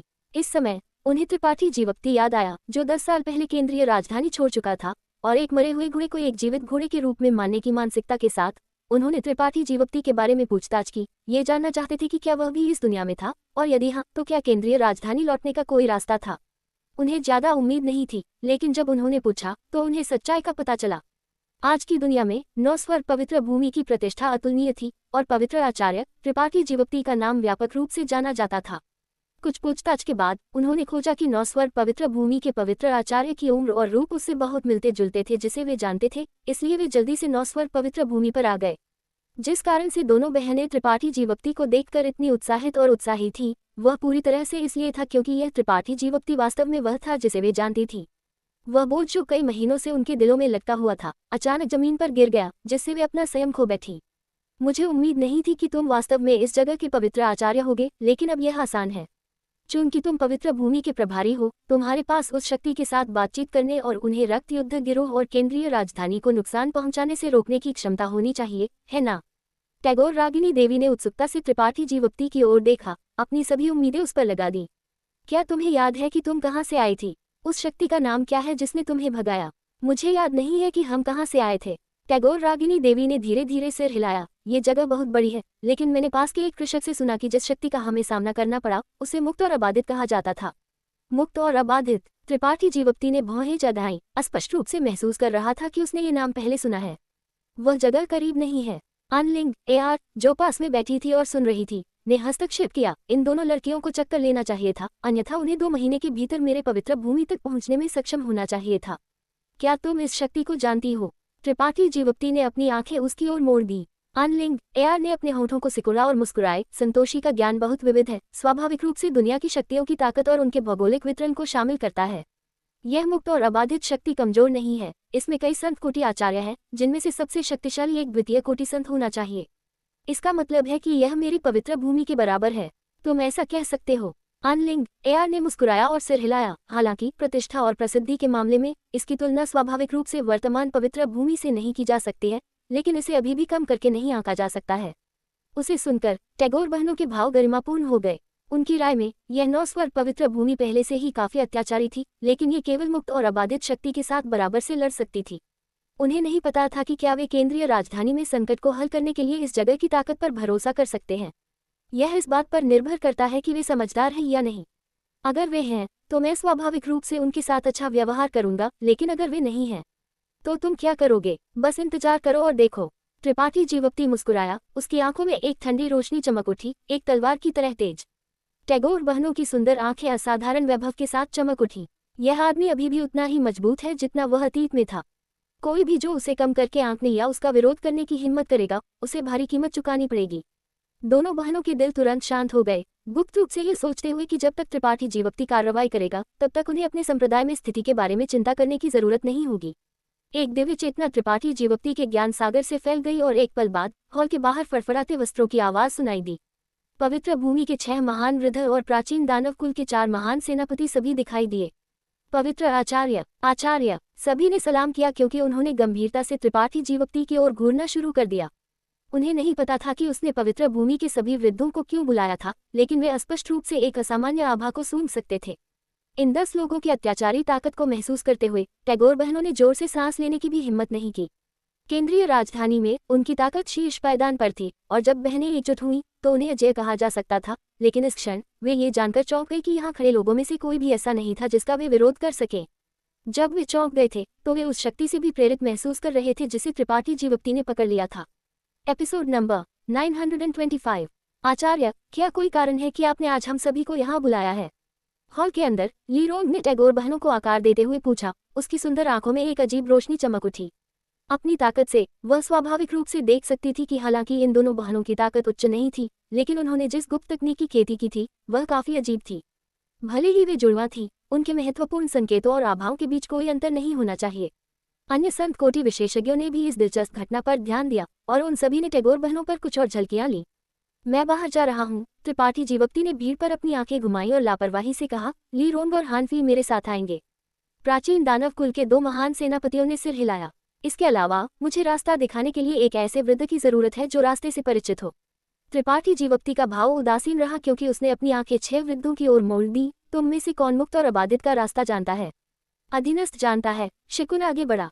तो वृद्ध शिकुन भी मेरे साथ आएंगे, बाकी सभी पवित्र भूमि में रहेंगे। पवित्र आचार्य, क्या तुम्हारे और मुक्त और अबादित के बीच किसी प्रकार का विवाद है? झू हुई ने भौहें चढ़ाई और पूछा। त्रिपाठी जीवप्ती का भाव और लहजा सामान्य से कुछ अलग था, जिससे झू हुई को लगा कि कुछ गलत है। कोई विवाद नहीं है, लेकिन हो सकता है, इसलिए मुझे अपने साथ कुछ आचार्यों को लेने की जरूरत है। तो अधीनस्थ भी? महान वृद्ध, तुम्हें जाने की जरूरत नहीं है।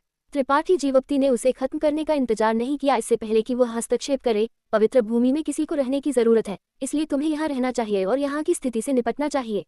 झू हुई ने एक पल के लिए इसके बारे में सोचा और महसूस किया कि त्रिपाठी जीवप्ती सही कह रहा था, इसलिए उसने जोर नहीं दिया। छोटी वरिष्ठ बहन, तुम्हें भी रहना चाहिए। त्रिपाठी जीवप्ती यादव रवीना रानी की ओर मुड़ा। खजांची उपाध्याय जल्द ही वापस आ सकते हैं।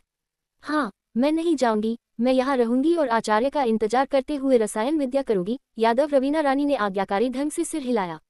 हम जाना चाहते हैं, टैगोर बहनों ने एक साथ कहा। त्रिपाठी जीवप्ती ने उनकी ओर देखा और उनकी आंखों में दृढ़ संकल्प देखा, हल्के से सिर हिलाया। तभी टैगोर रेशमा देवी और टैगोर रागिनी देवी मुस्कुराई। खो जाने का समय नहीं है, चलो अब चलते हैं। त्रिपाठी जीवप्ती ने अपना हाथ हिलाया और बिना देरी किए बाहर चला गया। पवित्र आचार्य न्यायालय के बाहर त्रिपाठी जीवप्ती ने वृद्धों और महान वृद्धों को कुछ सरल निर्देश दिए इससे पहले कि वह उड़ान स्वर्ग शटल को बुलाए। 6 लोगों का समूह इसमें सवार होने के बाद शटल एक नीली रोशनी में बदल गई जो तुरंत गायब हो गई। उड़ान स्वर्ग शटल लगभग 30 फुट लंबा था, इसलिए 7 या 8 लोगों को ले जाना कोई समस्या नहीं होगी। इसके अलावा क्योंकि उड़ान स्वर्ग शटल एक रक्षात्मक बाधा से सुसज्जित था, चाहे वह कितनी भी तेजी से उड़े, हवा को इसके खिलाफ उड़ते हुए महसूस नहीं करेगा। हालांकि त्रिपाठी जीवप्ती, त्रिपाठी जीवप्ती, त्रिपाठी, त्रिपाठी, त्रिपाठी, त्रिपाठी और पवित्र स्वर्ग वृद्धों और त्रिपाठी वृद्ध, वृद्ध और वृद्ध वृद्धों और वृद्धों और वृद्धों और वृद्धों एक संप्रदाय था। रास्ते में त्रिपाठी जीवप्ती ने टैगोर बहनों की उत्पत्ति और मुक्त और अबादित की इस यात्रा के उद्देश्य को संक्षेप में समझाया। लीरोंग और हानफी अंततः समझ गए कि त्रिपाठी जीवप्ती इतना सतर्क क्यों था। त्रिपाठी जीवप्ती केंद्रीय राजधानी में बड़ा हुआ था, इसलिए त्रिपाठी जीवप्ती के लिए स्वाभाविक रूप से इसके लिए विशेष भावनाएं थीं। अब जब दुनिया में सभी रहस्यमय छोटे संसार खुल गए थे, तो मुक्त और अबादित वृद्ध जो केंद्रीय राजधानी की दुनिया में प्रवेश कर गए थे, वे इसका फायदा नहीं उठा सकते थे। अगर वे अपनी ताकत पर भरोसा करते हैं और वहां के कृषकों को अपनी आंखों में नहीं डालते हैं, तो वे वहां के कृषकों को उत्पीड़ित और गुलाम बना सकते हैं। त्रिपाठी जीवप्ती के दोस्त और परिवार वहां थे, तो वह ऐसी बात को कैसे होने दे सकता था। उड़ान के दौरान शिकुन अजीब लग रहा था। वृद्ध शिकुन, क्या तुम्हें कुछ कहना है? त्रिपाठी जीवप्ती ने शिकुन के संकोची रूप को देखकर पूछने से खुद को नहीं रोका। शिकुन मुस्कुराया और कहा, कुछ नहीं, मुझे बस लगता है कि इन दोनों लड़कियों की आभाएं बहुत समान हैं। ओह, ऐसा इसलिए है क्योंकि वे एक विशेष गुप्त तकनीक की खेती करती हैं। तो ऐसा है। शिकुन ने अपना सिर खुजलाया। लेकिन अगर पवित्र आचार्य ने ऐसा नहीं कहा होता, तो मुझे डर है कि मैंने सोचा होता कि वे दोनों जुड़वा आत्मा मंडप से थीं। जुड़वा आत्मा मंडप? त्रिपाठी जीवप्ती ने भौहें चढ़ाई, स्पष्ट रूप से इस महान शक्ति के नाम को याद करते हुए। पिछली बार जब वह ड्रैगन फीनिक्स महल में था, जब सिंह विक्रमजीत ड्रैगन घाटी से बाहर आया था, तो उसके आचार्य लिंगजियान ने उसे कुछ समय के लिए जुड़वा आत्मा मंडप में शरण लेने के लिए कहा था, ये कहते हुए कि ड्रैगन फीनिक्स महल और जुड़वा आत्मा मंडप का हमेशा अच्छा संबंध रहा है। वरिष्ठ, आप क्यों सोचते हैं कि हम जुड़वा आत्मा मंडप से हैं? टैगोर रागिनी देवी ने पूछा। क्योंकि जुड़वा आत्मा मंडप में तुम्हारे जैसी कई जुड़वा हैं, शिकुन ने एक मुस्कान के साथ समझाया। शिकुन मुस्कुराया और समझाया, ये गुट बहुत विशेष है। वे जिन शिष्यों को लेते हैं, वे सभी जुड़वा होते हैं, अपवाद के बिना। हालांकि उनमें से बहुत से नहीं हैं, लेकिन वे जिस विशेष खेती विधि की खेती करते हैं, उसके कारण यदि बहनें या भाई एकजुट होते हैं, तो वे अक्सर अपने स्तर से ऊपर लड़ सकते हैं। जब वे चरम पर खेती करते हैं, तो उनकी जीवन आभा और ऊर्जा उतार चढ़ाव धीरे धीरे एक ही में बदल जाएंगे, लेकिन तुम दोनों की तरह पूरी तरह से नहीं। तुम दोनों मूल रूप से एक दूसरे से अभेद्य हो। जब मैं युवा था, तो मैं जीवन के अनुभव के लिए बाहर गया था और एक बार जुड़वा आत्मा मंडप से भाइयों की एक जोड़ी से मिला था, इसलिए मुझे उस जगह की कुछ समझ थी, इसलिए मैंने सोचा कि तुम वहां से थी। हमने इसके बारे में कभी नहीं सुना। टैगोर रागिनी देवी ने सिर हिलाया और सिर हिलाया। वे दोनों यहाँ कुछ महीनों से थीं और लगातार चलती रही थीं, इसलिए उन्हें कोई पता नहीं था कि यहाँ क्या चल रहा था। त्रिपाठी जीवक्ति की आंखें दूसरी ओर जल उठी और एक पल के संकोच के बाद पूछा, वृद्ध शिकुन, क्या जुड़वा आत्मा मंडप अतीत में बहुत शक्तिशाली था? ये बहुत शक्तिशाली नहीं था। हालांकि जुड़वा आत्मा मंडप में संत कोटि आचार्य थे, उनकी ताकत बहुत उच्च नहीं थी। ओह हाँ, भाइयों की उस जोड़ी ने कहा कि बहुत बहुत पहले जुड़वा आत्मा मंडप वास्तव में एक महान संप्रदाय था, लेकिन दुर्भाग्य से कुछ अज्ञात कारण से इसकी विरासत काट दी गई और यह धीरे धीरे गिर गया। उन्होंने जो कहा वह सच था, लेकिन कौन जानता है कि क्या वे सच कह रहे थे। उनकी विरासत काट दी गई। टैगोर रागिनी देवी ने चिल्लाया। उसकी सुंदर आंखें चमक उठी, जाहिर तौर पर कुछ सोच रही थी। त्रिपाठी जीवक्ति को भी एक मोटा विचार था। वह मूल रूप से निश्चित था कि टैगोर बहनों ने जिस जुड़वा शक्ति साझा आत्मा दिव्य कला की खेती की थी, वह जुड़वा आत्मा मंडप से उत्पन्न होनी चाहिए थी। उन दोनों की स्थिति उसकी और पाटिल सुमित्रा की तरह थी, दोनों ने बहुत पहले से विरासतें प्राप्त की थी। अगर ऐसा था तो एक कारण था कि ड्रैगन फीनिक्स महल और जुड़वा आत्मा मंडप हमेशा अच्छे संबंध में क्यों थे। दोनों संप्रदाय बहुत पहले शीर्ष बल थे और उनका अच्छा संबंध था, लेकिन अब जब उनकी विरासतें काट दी गई और वे दोनों गिर गए थे, तो उनके लिए एक ही भाग्य साझा करना स्वाभाविक था। अगर कोई मौका मिलता है तो मुझे इस जुड़वा आत्मा मंडप का दौरा करना होगा, टैगोर रागिनी देवी ने फुसफुसाया, जाहिर तौर पर इस जुड़वा आत्मा मंडप के बारे में जिज्ञासु थी। जब हम केंद्रीय राजधानी के साथ काम खत्म कर लेंगे तो मैं तुम्हें वहां ले जाऊंगा, त्रिपाठी जीवक्ति ने कहा। हाँ, टैगोर रागिनी देवी ने सिर हिलाया, अचानक अपना सिर करीब ले गई और त्रिपाठी जीवक्ति के कान में फुसफुसाया, वैसे त्रिपाठी जीवक्ति, ये लोग जिन्हें तुम अपने साथ लाए हो, उनकी खेती क्या है? मैं उनकी गहराई को क्यों नहीं समझ सकती? संत कोटि, टैगोर बहनों ने आश्चर्य में उसकी ओर देखा। उत्कृष्ट कोटि सीमा के ऊपर संत कोटि है। ली रोंग ने एक मुस्कान के साथ हस्तक्षेप किया। तुम दोनों अब प्रथम कोटि उत्कृष्ट कोटि हो। हाँ, ऐसा लगता है कि तुम द्वितीय कोटि तक पहुंचने वाली हो। उसके ऊपर तृतीय कोटि है और उसके ऊपर संत कोटि है। ऐसा लगता है कि जिस दुनिया से आचार्य आए थे उसमें कोई संत कोटि आचार्य नहीं था। इसका उल्लेख मत करो। 10 साल पहले उन्हें ये भी नहीं पता था कि उत्कृष्ट कोटि सीमा क्या थी, वे इसे केवल अमर आरोहण सीमा से ऊपर कहते थे। त्रिपाठी जीवक्ति भी शर्म से लाल हो गया। संत कोटि से ऊपर वाले के बारे में क्या? टैगोर रेशमा देवी की सुंदर आंखें चौड़ी हो गई क्योंकि उसने जिज्ञासा से पूछा।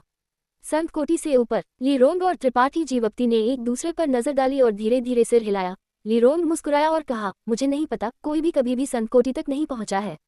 टैगोर बहनें चुप हो गईं। यह ऐसा था जैसे संत कोटि के अस्तित्व ने उन्हें एक बड़ा सदमा दिया था, जिससे वे धीरे धीरे उस जानकारी को पचाने लगे जो उन्होंने अभी अभी सुनी थी और खुद को इस दुनिया में एकीकृत करने की कोशिश करने लगे थे।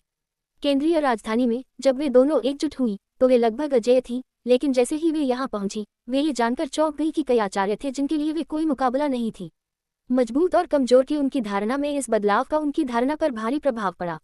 उनके पास खुद को और टोंगहुआन क्षेत्र को फिर से जांचने के अलावा कोई विकल्प नहीं था। जैसे ही वे उड़े, अधिकांश समय सभी शांत रहे। त्रिपाठी जीवक्ति ने शिकुन से मुक्त और आबादित के बारे में सावधानी से पूछा। 2 दिन बाद उड़ान स्वर्ग शटल मध्य हवा में रुक गया और त्रिपाठी जीवक्ति ने अपने चारों ओर की स्थिति की सावधानीपूर्वक जांच करने के लिए अपनी दिव्य चेतना फैला दी। टैगोर रागिनी देवी ने अचानक चिल्लाया, मुझे नीचे का शहर याद है। टैगोर रेशमा देवी और मैं यहाँ पहुँचने से पहले केवल 2 दिनों तक चले थे। अब हमें किस रास्ते जाना चाहिए? त्रिपाठी जीवक्ति ने पूछा। टैगोर रागिनी देवी ने चारों ओर सावधानी से देखा और एक निश्चित दिशा में इशारा किया, इस तरह। नीली रोशनी फिर से चमक उठी। एक धूप की छड़ी के लायक समय के बाद त्रिपाठी जीवक्ति ने दूरी में शून्य गलियारे के प्रवेश द्वार को देखा, जमीन से लगभग 1 दर्जन मीटर ऊपर। शून्य गलियारे के प्रवेश द्वार के पास कई कृषक पहरेदारी कर रहे थे, प्रवेश द्वार की रखवाली कर रहे थे जबकि सतर्क रहे थे। एक बार जब किसी ने करीब आने की कोशिश की तो वे तुरंत उन्हें भगा देंगे। ये यहाँ है। टैगोर रेशमा देवी ने अपने लाल होठों को काटा और फुसफुसाया, बड़ी बहन और मैं यहाँ से आए थे। त्रिपाठी जीवक्ति ने धीरे से सिर हिलाया और उड़ान स्वर्ग शटल को नीचे उतरने के लिए नियंत्रित किया। 6 लोगों का समूह प्रवेश द्वार की ओर बढ़ा। आचार्य, इस जगह की रखवाली करने वाले 5 संत कोटि आचार्य हैं, लेकिन वे केवल प्रथम कोटि कृषक हैं। डरने की कोई बात नहीं है। लीरोंग ने अपनी दिव्य चेतना फैलाई और तुरंत यहाँ के आचार्यों की संख्या और सीमा को समझ लिया। ऐसा लगता है कि यहाँ केवल मुक्त और आबादित संप्रदाय नहीं है। शिकुन ने सोच समझकर कहा, उन्हें कुछ सहायक मिले होंगे। ऐसा लगता है कि कम से कम 3 शक्तियाँ शामिल हैं। त्रिपाठी जीवक्ति ने सिर हिलाया। केंद्रीय राजधानी मांस का एक बड़ा टुकड़ा है, एक परिवार इसे पूरा नहीं खा सकता है। हमें क्या करना चाहिए? लीरोंग ने धीमी आवाज में पूछा। बल का सहारा लेने से पहले शांतिपूर्ण साधनों का प्रयास करें, त्रिपाठी जीवक्ति ने जल्दी से कहा। 6 लोगों के आगमन ने स्पष्ट रूप से कृषकों का ध्यान आकर्षित किया था। वे सभी त्रिपाठी जीवक्ति और अन्य को घूर रहे थे।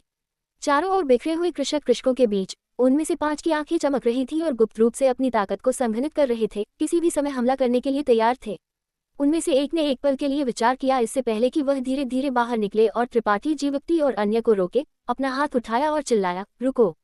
यह मुक्त और अबाधित संप्रदाय द्वारा खोजा गया छोटा सीलबंद संसार है। आपके महामहिम, कृपया कहीं और खोज करें। क्योंकि इस दौरान छोटे सीलबंद संसार के सभी प्रवेश द्वार खुल गए थे। लगभग हर शक्ति और कृषक खोज कर रहा था और अपनी किस्मत आजमा रहा था। अक्सर पहला संप्रदाय जो एक छोटे सीलबंद संसार की खोज करता था, वह प्रवेश द्वार की रखवाली के लिए शिष्यों को भेजता था, बाहरी लोगों को करीब आने से रोकता था। शक्तिशाली बल स्वाभाविक रूप से छोटे सीलबंद संसार के लाभों पर एकाधिकार करना चाहते थे और मुक्त और अबाधित संप्रदाय में ये क्षमता थी। क्या आप चाहते हैं कि मैं त्रिपाठी जीवक्ति और मुक्त और अबाधित संप्रदाय के बीच की बातचीत और टकराव का वर्णन करूं, या अगले अध्याय में टैगोर बहनों के साथ उसके अधिक व्यक्तिगत बातचीत पर ध्यान केंद्रित करूं? Episode number 926।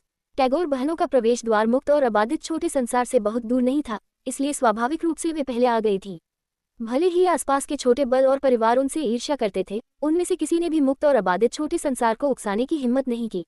संत कोटि कृषक के चिल्लाने पर त्रिपाठी जीवक्ति और अन्य भी रुक गए। इससे पहले कि वे जानते कि केंद्रीय राजधानी में क्या स्थिति थी, त्रिपाठी जीवक्ति का उन पर कार्रवाई करने का कोई इरादा नहीं था। संत कोटि कृषक ने हल्के से सिर हिलाया, संतुष्टि व्यक्त की, अपने हाथों को अपनी पीठ के पीछे पार किया और जारी रखा, कृपया लौट जाएं, यह मेरा मुक्त और अबाधित छोटा संसार है। यदि आप अवसर खोजने के लिए इस रहस्यमय छोटे संसार में प्रवेश करना चाहते हैं, तो कृपया कहीं और जाएं। किसी भी अभद्रता के लिए हमें क्षमा करें। उसके शब्द काफी विनम्र थे, जाहिर तौर पर क्योंकि वह ली रोंग और अन्य की ताकत से अवगत था। अन्यथा वह उन्हें सीधे भगा देता। शिकुन आगे बढ़ा और अपने मुट्ठी को ऊपर किया। मैं इस दोस्त को कैसे संबोधित करूं? आदमी ने शिकुन पर नजर डाली और कुछ अनिच्छा से भौहें चढ़ाईं। मुक्त और अबाधित यू चुन। शिकुन ने ऐसा व्यवहार किया जैसे वे पुराने दोस्त थे और हंसे। तो ये भाई यू है, आपसे मिलकर सम्मान मिला। यू चुन ने धीरे से सिर हिलाया और पूछा, तुम कौन हो? तुम मेरे मुक्त और अबाधित छोटे संसार में क्यों आए हो? यह 9 स्वर पवित्र भूमि का शिकुन है। 9 स्वर पवित्र भूमि। आश्चर्य की एक लहर गूंज उठी क्योंकि सभी आसपास के कृषक अपनी खेती की परवाह किए बिना अपनी निगाहें उनकी ओर मोड़ दी। यूचुन ने शिकुन पर भी अपनी आंखें घुमाई, ये देखने की कोशिश कर रहा था कि क्या वह झूठ बोल रहा था। 9 स्वर पवित्र भूमि की प्रतिष्ठा पिछले कुछ वर्षों में दूर दूर तक फैल गई थी, इसलिए ध्यान न देना मुश्किल था। पुराने पवित्र आचार्य का देहांत हो गया था और एक नए पवित्र आचार्य ने उनका उत्तराधिकार किया था। दुर्भाग्य से यह नया पवित्र आचार्य एक बच्चा था जिसने दुष्ट राक्षसों के साथ सांठगांठ की थी, और तूफान शांत होने से पहले एक नया शीर्ष रसायन विद्या महान आचार्य दिखाई दिया था। सभी प्रकार की अफवाहें फैल गई थी और पवित्र भूमि का नाम अतुलनीय था। यूचुन ने अचानक अपनी आंखें त्रिपाठी जीवक्ति की ओर मोड़ दी और संदेह से पूछा, क्या ये 9 स्वर पवित्र भूमि का पवित्र आचार्य हो सकता है? जब उसने शिकुन को त्रिपाठी जीवक्ति के पीछे खड़े देखा और उसके प्रति सम्मानजनक रवैया दिखाया, तो त्रिपाठी जीवक्ति को स्वाभाविक रूप से कुछ अनुमान था। ये हमारे पवित्र आचार्य है। शिकुन ने सिर हिलाया। तो ये त्रिपाठी संत आचार्य है। कोई आश्चर्य नहीं कि आप परिचित लगते हैं। यूचुन अचानक मुस्कुराया, एक अजीब मुस्कान। हम पहले कहाँ मिले हैं? त्रिपाठी जीवक्ति ने उस पर भौहें चढ़ाईं। त्रिपाठी संत आचार्य, ये स्वाभाविक है कि तुम्हें इस युग को याद नहीं है, लेकिन त्रिपाठी संत आचार्य को मेरे आध्यात्मिक धर्म के धर्माचार्य वुझेंग याद होने चाहिए, है ना? वुझेंग। त्रिपाठी जीवक्ति की भौं और भी तंग गई क्योंकि उसने लंबे समय तक सोचा इससे पहले कि वह अचानक याद करे, वह वुझेंग जिसे हम 9 चोटियों के बाहर मिले थे। 1 साल पहले त्रिपाठी जीवक्ति प्राचीन दानव कुल को अंतहीन बर्फ पर्वत श्रृंखला से 9 स्वर पवित्र भूमि में लाया था। क्योंकि बड़ी संख्या में राक्षसों का पता चला था, मानवजाति आचार्यों के एक बड़े समूह ने त्रिपाठी जीवक्ति के समूह का पीछा किया था। आखिरकार 9 चोटियों के बाहर त्रिपाठी जीवक्ति और लीरोंगिन आचार्यों के साथ बातचीत करने गए थे। उस समय 3 लोगों ने त्रिपाठी जीवक्ति से बात की थी। एक आच्छादित स्वर्ग हवेली का चुई था, एक धुआं ताला टॉवर का फोंग यू बाई था और आखिरी मुक्त और अबाधित का वुझेंग था। वे तीनों द्वितीय कोटि संत थे। त्रिपाठी जीवक्ति को अभी भी याद था कि चुई और फोंग यू बाई ने राक्षसों को कोई नुकसान नहीं पहुंचाने का वादा सुनने के बाद जल्दी से छोड़ दिया था, केवल वुझेंग को नफरत और अनिच्छा के साथ छोड़ दिया था। त्रिपाठी जीवक्ति को स्वाभाविक रूप से उसकी कुछ छाप थी। हाँ, यूचुन ने सिर हिलाया। ऐसा लगता है कि हालांकि त्रिपाठी संत आचार्य युवा है, फिर भी उनकी कुछ याददाश्त है। मैंने सोचा कि त्रिपाठी संत आचार्य हमेशा की तरह घमंडी थे, लेकिन पता चलता है कि उन्हें अभी भी मेरे आध्यात्मिक धर्म के धर्माचार्य याद है। ये सुनकर शिकुन का चेहरा ठंडा हो गया और उसका भाव अमृत हो गया। उसे नहीं पता था कि इस यूचुन के साथ क्या गलत था, लेकिन त्रिपाठी जीवक्ति की पहचान जानने के बाद वह पवित्र आचार्य को लक्षित करता हुआ प्रतीत हो रहा था, जिसने उसे बहुत नाखुश कर दिया। बेशक मुझे याद है। त्रिपाठी जीवक्ति हल्के से मुस्कुराया, इस बारे में बोलते हुए, पवित्र भूमि भी तुम्हारे धर्माचार्य द्वारा धन्य थी। मेरे पवित्र भूमि के रसायन विद्या महान आचार्य के प्रसिद्ध होने से पहले यह कुछ समय के लिए जीवन था। तुम्हारा इससे क्या मतलब है? यूचुन का चेहरा थोड़ा बदल गया क्योंकि उसने सिर हिलाया। मैं नहीं समझता। तुम जानते हो कि मेरा क्या मतलब है? त्रिपाठी जीवक्ति ठंडे से मुस्कुराया। अतीत में पवित्र भूमि में कई अजीब कृषक 9 चोटियों के चारों ओर घूम रहे थे ताकि गुप्त खजाने को खोजने की कोशिश की जा सके, इसलिए ये स्पष्ट था कि कोई इस सब के पीछे था। त्रिपाठी जीवक्ति को संदेह था कि वो झेंग इसके पीछे था, और इस समय यूचुन का भाव देखकर उसने तुरंत अपने अनुमान की पुष्टि की। हालांकि ये एक छोटा मामला था, इसलिए त्रिपाठी जीवक्ति का इसका पीछा करने का कोई इरादा नहीं था। यूचुन को लगा कि इस मुद्दे पर आगे चर्चा करने की कोई आवश्यकता नहीं है, इसलिए उसने त्रिपाठी जीवक्ति पर तिरछी नजर डाली और पूछा, तो क्या मैं त्रिपाठी संत आचार्य से पूछने की हिम्मत करता हूँ, तुम अपने पवित्र भूमि के वृद्ध को मेरे मुक्त और अबाधित में क्यों लाए हो? इसके अलावा अगर मैं गलत नहीं हूँ तो यह महिला एक राक्षस होनी चाहिए, है ना? एक राक्षस? शून्य गलियारे के प्रवेश द्वार की रखवाली करने वाले कृषक अचानक पीले पड़ गए। वे सभी अपनी आंखें लीरोम की ओर मोड़ रहे थे। यूचुन जोर से हंसा। त्रिपाठी संत आचार्य का साहस काफी बड़ा है। दुष्ट राक्षसों के साथ सांठगांठ करना एक बात है, लेकिन वह वास्तव में अपने साथ एक राक्षस लाने की हिम्मत करता है। क्या वह वास्तव में सोचता है कि मेरे मानव जाति में कोई ऐसा नहीं है जो उसके सामने खड़ा हो सके? उसके चिल्लाने के बाद अन्य 4 संत कोटि आचार्यों ने भी अमित्र भाव पहने। मनुष्य और राक्षस अपरिवर्तनीय दुश्मन थे।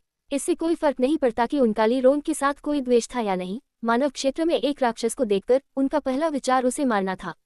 त्रिपाठी जीवक्ति का भाव अधैर्य हो गया क्योंकि उसने चिल्लाया, मैं तुम्हें शर्मिंदा करने के लिए यहाँ नहीं आया हूँ, मैं बस इस प्रवेश द्वार में प्रवेश करना चाहता हूँ। तुम सोचते हो कि हम सिर्फ इसलिए प्रवेश कर सकते हैं क्योंकि तुम ऐसा कहते हो। यूचुन ने अपना हाथ हिलाया। एक मजबूत अजगर एक स्थानीय सांप को दबा नहीं सकता। मेरे मुक्त और अबाधित संप्रदाय को तुम्हारे 9 स्वर्ग पवित्र भूमि से डरने की बात तो दूर है। क्या त्रिपाठी संत आचार्य बहुत घमंडी नहीं है? तुम्हें डर है या नहीं, इसका मुझसे कोई लेना देना नहीं है। मैं अब अंदर जा रहा हूँ। अगर तुम मुझे रोकने की हिम्मत करते हो तो मैं कार्रवाई करूंगा। त्रिपाठी जीवक्ति ने ठंडे से सूंघा, इससे पहले कि वह एक कदम आगे बढ़े और सीधे शून्य गलियारे की ओर चले गए। यूचुन का भाव ठंडा हो गया क्योंकि उसने अन्य 4 संत कोटि आचार्यों को संकेत दिया। वे पांचों आगे बढ़े और त्रिपाठी जीवक्ति के सामने खड़े हो गए। अपनी ताकत को आगे बढ़ाते हुए उनमें से एक चिल्लाया, त्रिपाठी संत आचार्य, अगर तुम एक और कदम आगे बढ़ने की हिम्मत करते हो तो हमें दोष मत देना। कि अपने वाक्य के बीच में यूचुन का भाव अचानक अत्यंत बदसूरत हो गया, जैसे कि उसके गले को एक अदृश्य हाथ चुभ रहा हो जिससे वह कोई आवाज नहीं निकाल सका। उसका पूरा शरीर कांप गया और उसके माथे से पसीना टपकने लगा। उसकी आंखों की जोड़ी घबराहट से भर गई क्योंकि उसने राक्षस जाति की महिला की ओर घूरना शुरू कर दिया। इससे पहले कि वह कार्रवाई करती, यूचुन केवल जानता था कि इस राक्षस महिला की ताकत काफी अच्छी थी, लेकिन उसके आभा को छोड़ने के बाद यूचुन ने खोजा कि यह महिला कोई ऐसी नहीं थी जिसका वह विरोध कर सके। भले ही वह अन्य 4 के साथ जुड़ जाए, वह उसके खिलाफ जीत नहीं पाएगा। ये एक शिखर तृतीय कोटि संत कोटि आचार्य थी। यह महसूस करते हुए यूचुन का भाव लगातार बदल गया और यह विशेष रूप से दिलचस्प था। त्रिपाठी जीवक्ति पहले ही उन सभी को पार कर चुका था और उस पर तिरछी नजर डाली। तुम इसके बारे में क्या करने जा रहे हो? यूचुन अपना शरीर हिला नहीं सका, बोल नहीं सका, तो वह कैसे जवाब दे सकता था? टैगोर रागिनी देवी ने ताना मारा और उस पर एक चेहरा बनाया, एक बात का फायदा उठाने वाली लोमड़ी होने का नाटक किया। वह और टैगोर रेशमा देवी कुछ महीने पहले इस जगह से लौटना चाहती थी, लेकिन मुक्त और अबाधित संप्रदाय के शिष्यों द्वारा निर्दयता से निष्कासित कर दी गई, जिससे वह बेहद गुस्सा हो गई। अब जब उसने त्रिपाठी जीवक्ति की शक्ति देखी तो उसका दिल अचानक उत्साह से भर गया। जब एक आदमी मजबूत था तो उसमें हमेशा एक विशेष रूप से आकर्षक स्वाद होता था जिसने उसकी आंखें चमकीली बना दी। जल्द ही समूह शून्य गलियारे के सामने पहुंचा। आसपास के कृषक सभी डर से कांप रहे थे, लेकिन उनमें से किसी ने भी उन्हें रोकने की हिम्मत नहीं की। उसी क्षण त्रिपाठी जीवक्ति ने भौहें चढ़ाई और शून्य गलियारे की ओर घूरना शुरू कर दिया, जो जमीन से कई दर्जन मीटर ऊपर था। प्रवेश द्वार पर प्रकाश की एक लहर झिलमिलाहट हुई और बेहद अस्थिर हो गई।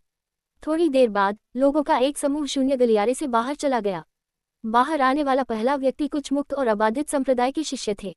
उनके प्रकट होने के बाद वे तुरंत शून्य गलियारे के प्रवेश द्वार के पास एकत्र हो गए। उनमें से प्रत्येक खुशी से चमक रहा था, जैसे कि वे अच्छे मूड में थे। एक पल बाद लोगों का एक और समूह एक के बाद एक वहां से दिखाई दिया। हालांकि लोगों का ये समूह शर्मिंदा लग रहा था, उनके भाव निराश थे और उनकी आभाएं मंद और दमनकारी थी। जाहिर है उन्हें कैद कर लिया गया था। शून्य गलियारे से बाहर आने के बाद ये लोग खाली और लाचार होकर चारों ओर देखा। उनकी आंखें मंद थीं, जैसे कि वे रोशनी नहीं देख सकते थे। जल्दी करो, तुम किसका इंतजार कर रहे हो? पहले कुछ मुक्त और अबाधित संप्रदाय के शिष्यों ने उन्हें डांटा और उन्हें बिना किसी शिष्टाचार के जमीन पर फेंक दिया।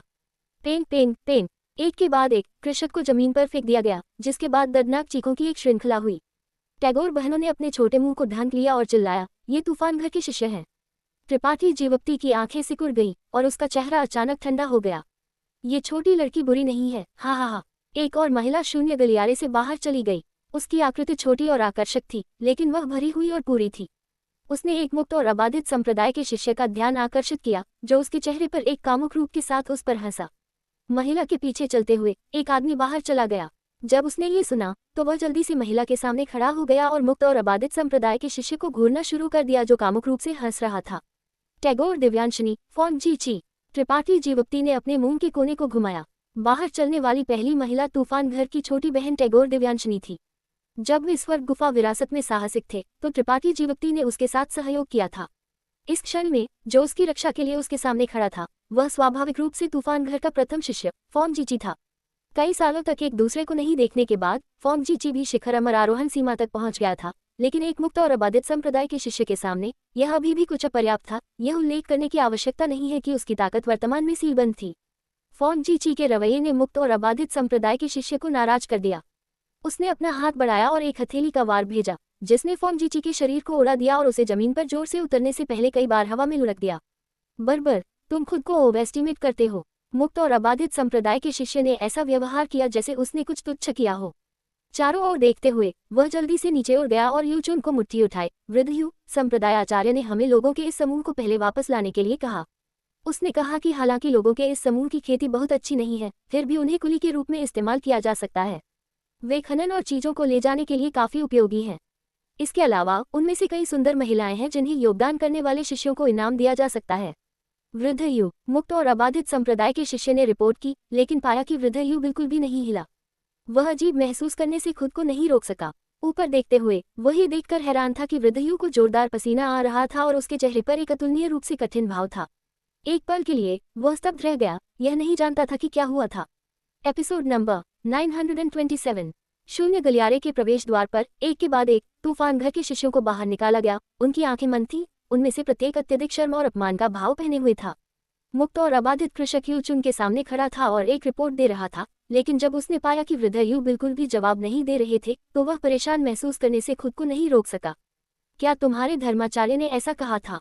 त्रिपाठी जीवप्ती ने अपनी आंखें संकीर्ण की और शिष्य की ओर देखा। तुम कौन हो? शिष्य ने त्रिपाठी जीवप्ती पर तिरछी नजर डाली और उसे अपरिचित पाया भौहें चढ़ाते हुए पूछा। त्रिपाठी जीवप्ती मुस्कुराया, मैं कौन हूँ इससे कोई फर्क नहीं पड़ता। मुझे तुमसे पूछने दो, क्या तुम्हारे धर्माचार्य ने तुम्हें लोगों के इस समूह के लिए व्यवस्था करने का निर्देश दिया था? हाँ, क्या समस्या है? लोगों का ये समूह काफी बेईमान था और वास्तव में विरोध करने की कोशिश की, लेकिन उनमें से कुछ को मारने के बाद उनके पास सहयोग करने के अलावा कोई विकल्प नहीं था। शिष्य ने मामूली ढंग से जवाब दिया। जब उसने त्रिपाठी जीवप्ती को यहाँ खड़ा देखा तो उसने सोचा कि वह आध्यात्मिक धर्म का एक मेहमान था, इसलिए स्वाभाविक रूप से वह ऐसा बोलेगा जैसे कि वह एक हो। अच्छा, त्रिपाठी जीवप्ती ने हल्के से सिर हिलाया। उसकी आंखों में एक ठंडी रोशनी चमक उठी। आचार्य, अपनी हत्या की मंशा को महसूस करते हुए लीरोन का चेहरा भी ठंडा हो गया क्योंकि उसने पूछताछ करते हुए चिल्लाया, उन सबको मार डालो। त्रिपाठी जीवप्ती चिल्लाया। लीरोंग और हानफी ने हल्के से सिर हिलाया, एक शब्द भी नहीं कहा क्योंकि एक राक्षसी दानव शक्ति उनके शरीर से बाहर निकल गई, जिससे उनके चारों ओर की दुनिया अचानक काली हो गई, बिना प्रकाश के एक निशान के। उस पल में सभी ने अपने दिलों से बहने वाली मृत्यु की एक मजबूत भावना महसूस की। साथ ही एक तरह की ठंडक भी थी जिसने उनके दिलों में घुसपैठ की। लड़ाई की कोई आवाज नहीं सुनी जा सकी, नहीं कोई चीख या खतरे की रोना था। समय के एक छोटे से 10 सांस में जब दुनिया को ढंकने वाला अंधेरा दूर हो गया और प्रकाश लौट आया, तो मुक्त और अबाधित आध्यात्मिक मंदिर से संबंधित सभी कृषक जगह पर जम गए थे। उनकी सभी जीवन शक्ति समाप्त हो गई थी। उनमें से प्रत्येक चौड़ी खून से सनी आंखों से घूर रहा था, जैसे कि मरने से पहले उन्होंने कुछ भयानक देखा हो। 5 प्रथम कोटि संत कोटि कृषक अपेक्षाकृत मजबूत थे और भले ही वे लीरोंग की आभा से कैद थे, वे तुरंत नहीं मरे। यूचुन ने त्रिपाठी जीवप्ती को घूरकर देखा, अपने दांतों को पीसा और कहा, तुमने हिम्मत कैसे की? ये केवल इसी क्षण था कि उसे एहसास हुआ कि त्रिपाठी जीवप्ती कितना दुष्ट था। एक बार जब कोई असहमत थी तो वह तुरंत बिना किसी छूट के मार देगा। कचा कुरकुरी टूटने की आवाजों की एक श्रृंखला गूंज उठी क्योंकि 5 संत कोटि आचार्य बर्फ के क्रिस्टल से ढंक गए और एक पल में बर्फ की मूर्तियों में बदल गए। हानफी ने अपनी उंगलियां चटकाई और 5 सजीव बर्फ की मूर्तियां फट गई, जो 5 प्रतिदीप्तिशील रोशनी में बदल गई, जो आसपास के क्षेत्र में बिखर गई। जो तूफान घर के शिष्य शून्य गलियारे से बाहर आए थे, वे डर से मूर्ख थे और उन सभी ने पीले चेहरों के साथ इस अविश्वसनीय दृश्य को देखा। वे कृषक की ताकत से पूरी तरह अवगत थे जिसने उन्हें पकड़ा था। हालांकि ये जाहिरा तौर पर अजेय दुश्मन वास्तव में अन्य कृषकों के सामने शक्तिहीन थे। उन्हें चींटियों की तरह कुचलकर मार दिया गया। तो इन लोगों की खेती किस तरह की स्वर्ग विरोधी और पृथ्वी हिला देने वाली थी।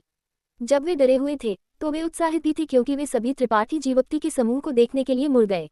जल्द ही तूफान घर के कई शिष्यों की आंखें आश्चर्य से चमक उठी। ये 2 टैगोर परिवार की बहनें हैं। क्या वे सहायक हैं जिन्हें उन्होंने पाया?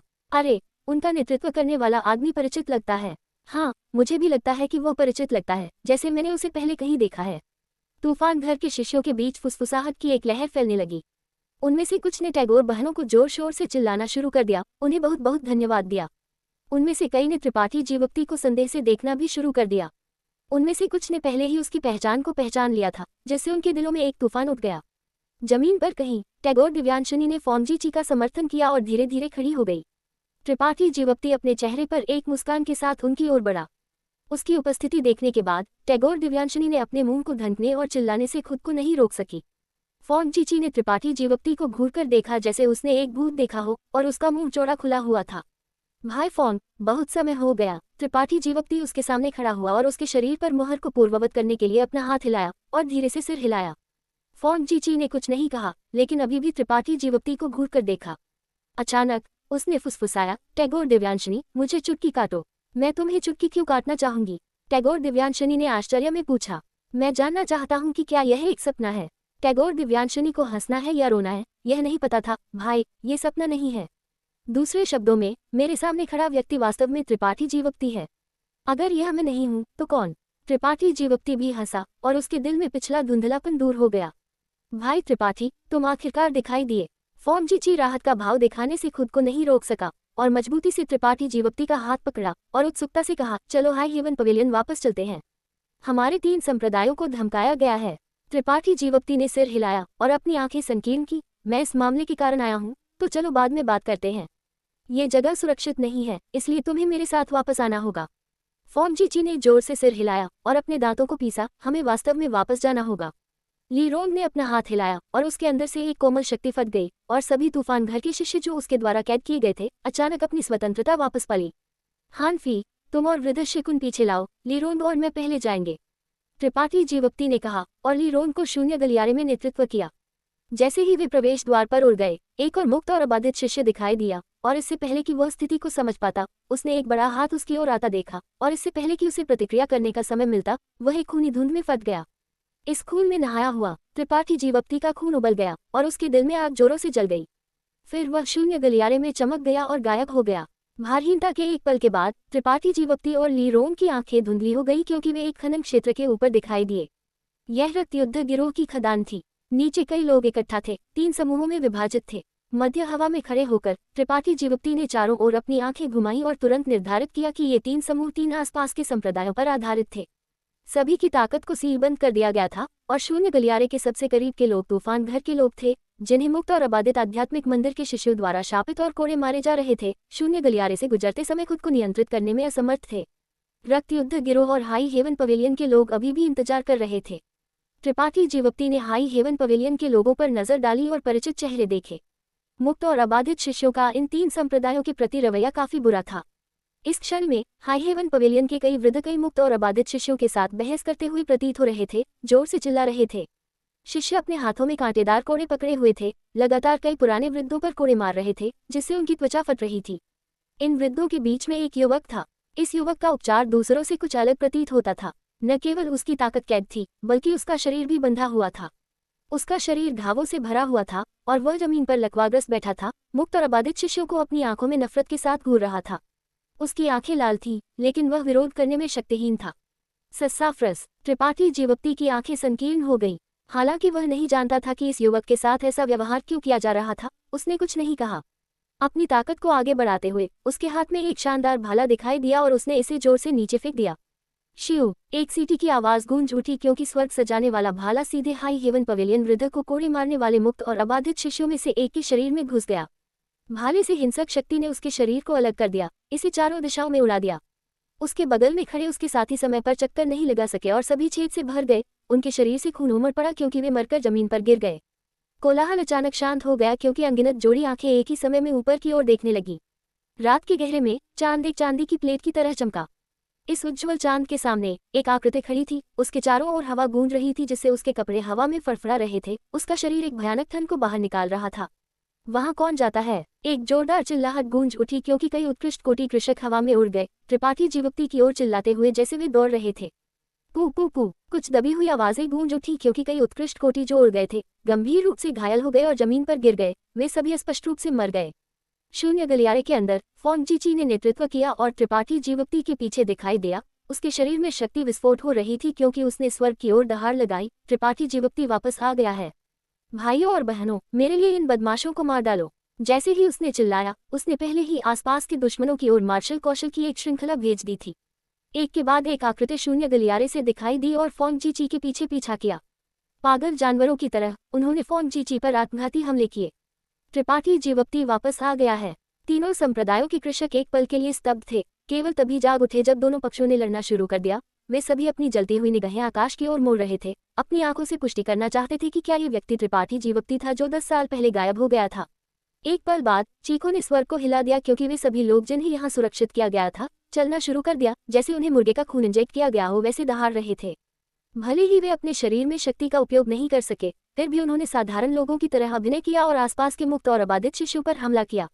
ली रोंग, मदद! त्रिपाठी जीवोक्ति चिल्लाया। उसकी आकृति झिलमिलाहट हुई क्योंकि उसने अपनी युवान शक्ति को एक ठोस रूप में संघनित किया और दुश्मन की ओर फट गया। मुक्त और आबादित शिष्य सभी हक्के बिक्के थे। वे समझ नहीं पाए कि त्रिपाठी जीवोक्ति के लौटने के बारे में सुनने के बाद ये लोग अपने जीवन की परवाह किए बिना हमला क्यों करेंगे। ये त्रिपाठी जीवोक्ति उनके लिए क्या मतलब था? यहाँ मुक्त और आबादित कृषकों के बीच बहुत से आचार्य नहीं थे और कई उत्कृष्ट कोटि कृषकों के मारे जाने के बाद बाकी तुच्छ पात्र थे। सिर्फ 30 साल के समय में, इससे पहले कि वृद्ध शिकुन और हानफी पहुंचे, सभी मुक्त और आबादित कृषक मारे गए थे। लाशें जमीन पर बिखरी हुई थी और खून एक नदी की तरह बह रहा था, लेकिन हर कोई जो अभी भी जीवित था एक उत्तेजना का भाव पहने हुए था क्योंकि उन्होंने चारों ओर झलक दी, भीड़ में कुछ खोज रहे थे। थोड़ी देर बाद सभी की आंखें एक निश्चित दिशा की ओर मुड़ गईं। वहां त्रिपाठी जीवोक्ति हाई हेवन पवेलियन के वृद्धों की ओर चल रहा था। महान वृद्ध विशीटोंग, द्वितीय वृद्ध सु हुआनवू, तृतीय वृद्ध हे बेशुई, पंचम वृद्ध यूजीजे और चतुर्थ वृद्ध जोफी को छोड़कर, जो राक्षस आचार्य द्वारा मारे गए थे, अन्य सभी हाई हेवन पवेलियन वृद्ध यहाँ थे। वे अभी भी अपनी आंखों पर विश्वास नहीं कर सकते थे, लेकिन त्रिपाठी जीवोक्ति उनके सामने पहुंचने और उन्हें सलाम करने के बाद उन सभी ने राहत की सांस ली। विशीटोंग आंसू में फूट पड़ा और कहा, यह अच्छा है कि तुम वापस आ गए हो, संप्रदाय को बचाया जा सकता है। त्रिपाठी जीवोक्ति ने उसे गहराई से घूरकर देखा और कहा, शिष्य देर से वापस आया, जिससे कई वृद्धों और संप्रदाय को पीड़ा हुई। Episode number 928। बिल्कुल नहीं, बिल्कुल नहीं, तुम ठीक समय पर वापस आए। सु हुआनवू ने अपनी आंखों के कोनों को पोंछा और राहत से कहा। उनके सबसे नाजुक क्षण में त्रिपाठी जीवोक्ति कहीं से भी प्रकट हुआ था और उन्हें संकट को हल करने में मदद की थी। ठीक वैसे ही जैसे 10 साल से अधिक समय पहले अतीत की घटनाएं अभी भी उनके दिमाग में जीवंत थीं। हालांकि समय के साथ चीजें बदल गई थी, जो अपरिवर्तित रहा वह त्रिपाठी जीवोक्ति में सभी का पूर्ण विश्वास था। ऐसा लगा कि जब तक वह यहाँ है, चिंता करने की कोई बात नहीं है। जीजा जी, सुमू, जो अभी भी बंधा हुआ था, दिगंगाते हुए खड़ा हुआ और त्रिपाठी जीवोक्ति पर मुस्कुराया। वह थोड़ा शर्मिंदा था, लेकिन इससे भी ज्यादा वह उत्साहित था। 10 साल से अधिक समय तक उसे नहीं देखने के बाद सुमू पहले ही प्रथम कोटि उत्कृष्ट कोटि सीमा तक बढ़ गया था। त्रिपाठी जीवोक्ति की आंखें चमक उठी क्योंकि उसने उसके कंधे पर थपथपाया और हंसा, बहुत समय हो गया, तुम्हारी ताकत काफी अच्छी बढ़ी है। जैसे ही उसने बात की, त्रिपाठी जीवोक्ति ने पहले ही उसे बांधने वाली रस्सियों को तोड़ दिया था और उसके शरीर पर मुहर को खोला था। सुमू का विकास फोंग जीची की तुलना में बहुत तेज था। ये सबसे अधिक संभावना है कि यह उसे स्वर्ग गुफा विरासत से प्राप्त लाभों से संबंधित था। सुमू ने भी स्वर्ग गुफा विरासत से कुछ लाभ प्राप्त किए थे, लेकिन किसी को नहीं पता था कि उसने क्या प्राप्त किया था। इसके अलावा हजारों दवा तरल जो त्रिपाठी जीवोक्ति ने पाटिल सुमित्रा को दिया था, वह भी उसकी बड़ी बहन द्वारा सुमू के साथ साझा किया गया था। हजारों दवा तरल के साथ उसके शरीर में सुधार हो रहा था। उसके लिए 10 वर्षों में अपने वर्तमान स्तर तक बढ़ना कोई अतिशयोक्ति नहीं थी। दीदी कहाँ है? क्या वह वापस आई? सुमू ने चारों ओर देखा, लेकिन आने वाले लोगों के बीच पाटिल सुमित्रा की आकृति नहीं मिली, इसलिए वह थोड़ा निराश महसूस करने से खुद को नहीं रोक सका। नहीं, चिंता मत करो, पाटिल सुमित्रा अब एक बहुत सुरक्षित जगह पर है, त्रिपाठी जीवोक्ति ने उसे सांत्वना दी। सुमू ने सिर हिलाया। जब त्रिपाठी जीवोक्ति इन पुराने परिचितों से बात कर रहा था, तब तक ही रोंग और अन्य ने पहले ही तीनों बलों के कृषकों पर सभी मुहरों को खोल दिया था और उनकी ताकत को बहाल कर दिया था। कई कृषकों ने आश्चर्य और उत्साह के भाव पहने क्योंकि वे चारों ओर इकट्ठा हो गए। ली यूनतियान और झाओहू, जो त्रिपाठी जीवोक्ति से परिचित थे, उत्साह में चिल्लाने से खुद को नहीं रोक सके। उनकी ताकत ज्यादा नहीं बढ़ी थी और वे अभी तक स्वर्ग द्वार सीमा तक नहीं पहुंचे थे। वे सभी केवल युवान शक्ति सीमा पर थे। आखिरकार उनके पास सुमू और त्रिपाठी जीवोक्ति के अवसर और योग्यता नहीं थी। भले ही वे अपना पूरा जीवन बिता दे, उनकी उपलब्धियां अभी भी सीमित होंगी। महाआचार्य कहाँ हैं? त्रिपाठी जीवप्ती ने भौहें चढ़ाई। उसने लिंग ताई झू की आकृति नहीं देखी, इसलिए उसने चिंता से पूछा। महासंप्रदाय आचार्य कुछ महीने पहले केंद्रीय राजधानी में मदद मांगने गए थे, लेकिन वहां की स्थिति भी हो सकती है, सु हुआनवू ने दुख से समझाया। महासंप्रदाय आचार्य? त्रिपाठी जीवप्ती ने अपनी भौहें उठाई। आप संप्रदाय आचार्य कौन है? सु मुंह हंसा और खुद की ओर इशारा किया। त्रिपाठी जीवप्ती ने आश्चर्य में उसकी ओर देखा और धीरे से सिर हिलाया। सुमू की वर्तमान ताकत के साथ वह हाई हेवन पवेलियन के संप्रदाय आचार्य का पद संभालने के योग्य था। आखिरकार कोई भी वृद्ध अभी तक उत्कृष्ट कोटि सीमा तक नहीं पहुंचा था। सुमू ने कड़वाहट से कहा, जीजाजी, तुम नहीं जानते, लेकिन तुम्हारे जाने के बाद महासंप्रदाय आचार्य दुनिया में भटकने लगे और संप्रदाय के मामलों की ज्यादा परवाह नहीं की। कुछ साल पहले वह अचानक लौट आए और संप्रदाय आचार्य का पद मुझे सौंप दिया। मेरे पास स्वीकार करने के अलावा कोई विकल्प नहीं था। हाँ, कोई आश्चर्य नहीं कि तुम केवल एक हो जिसे बांधा गया है और अलग तरह से व्यवहार किया गया है। ऐसा इसलिए है क्योंकि तुम्हारी स्थिति अलग है। त्रिपाठी जीवप्ती दिल खोलकर हंसा।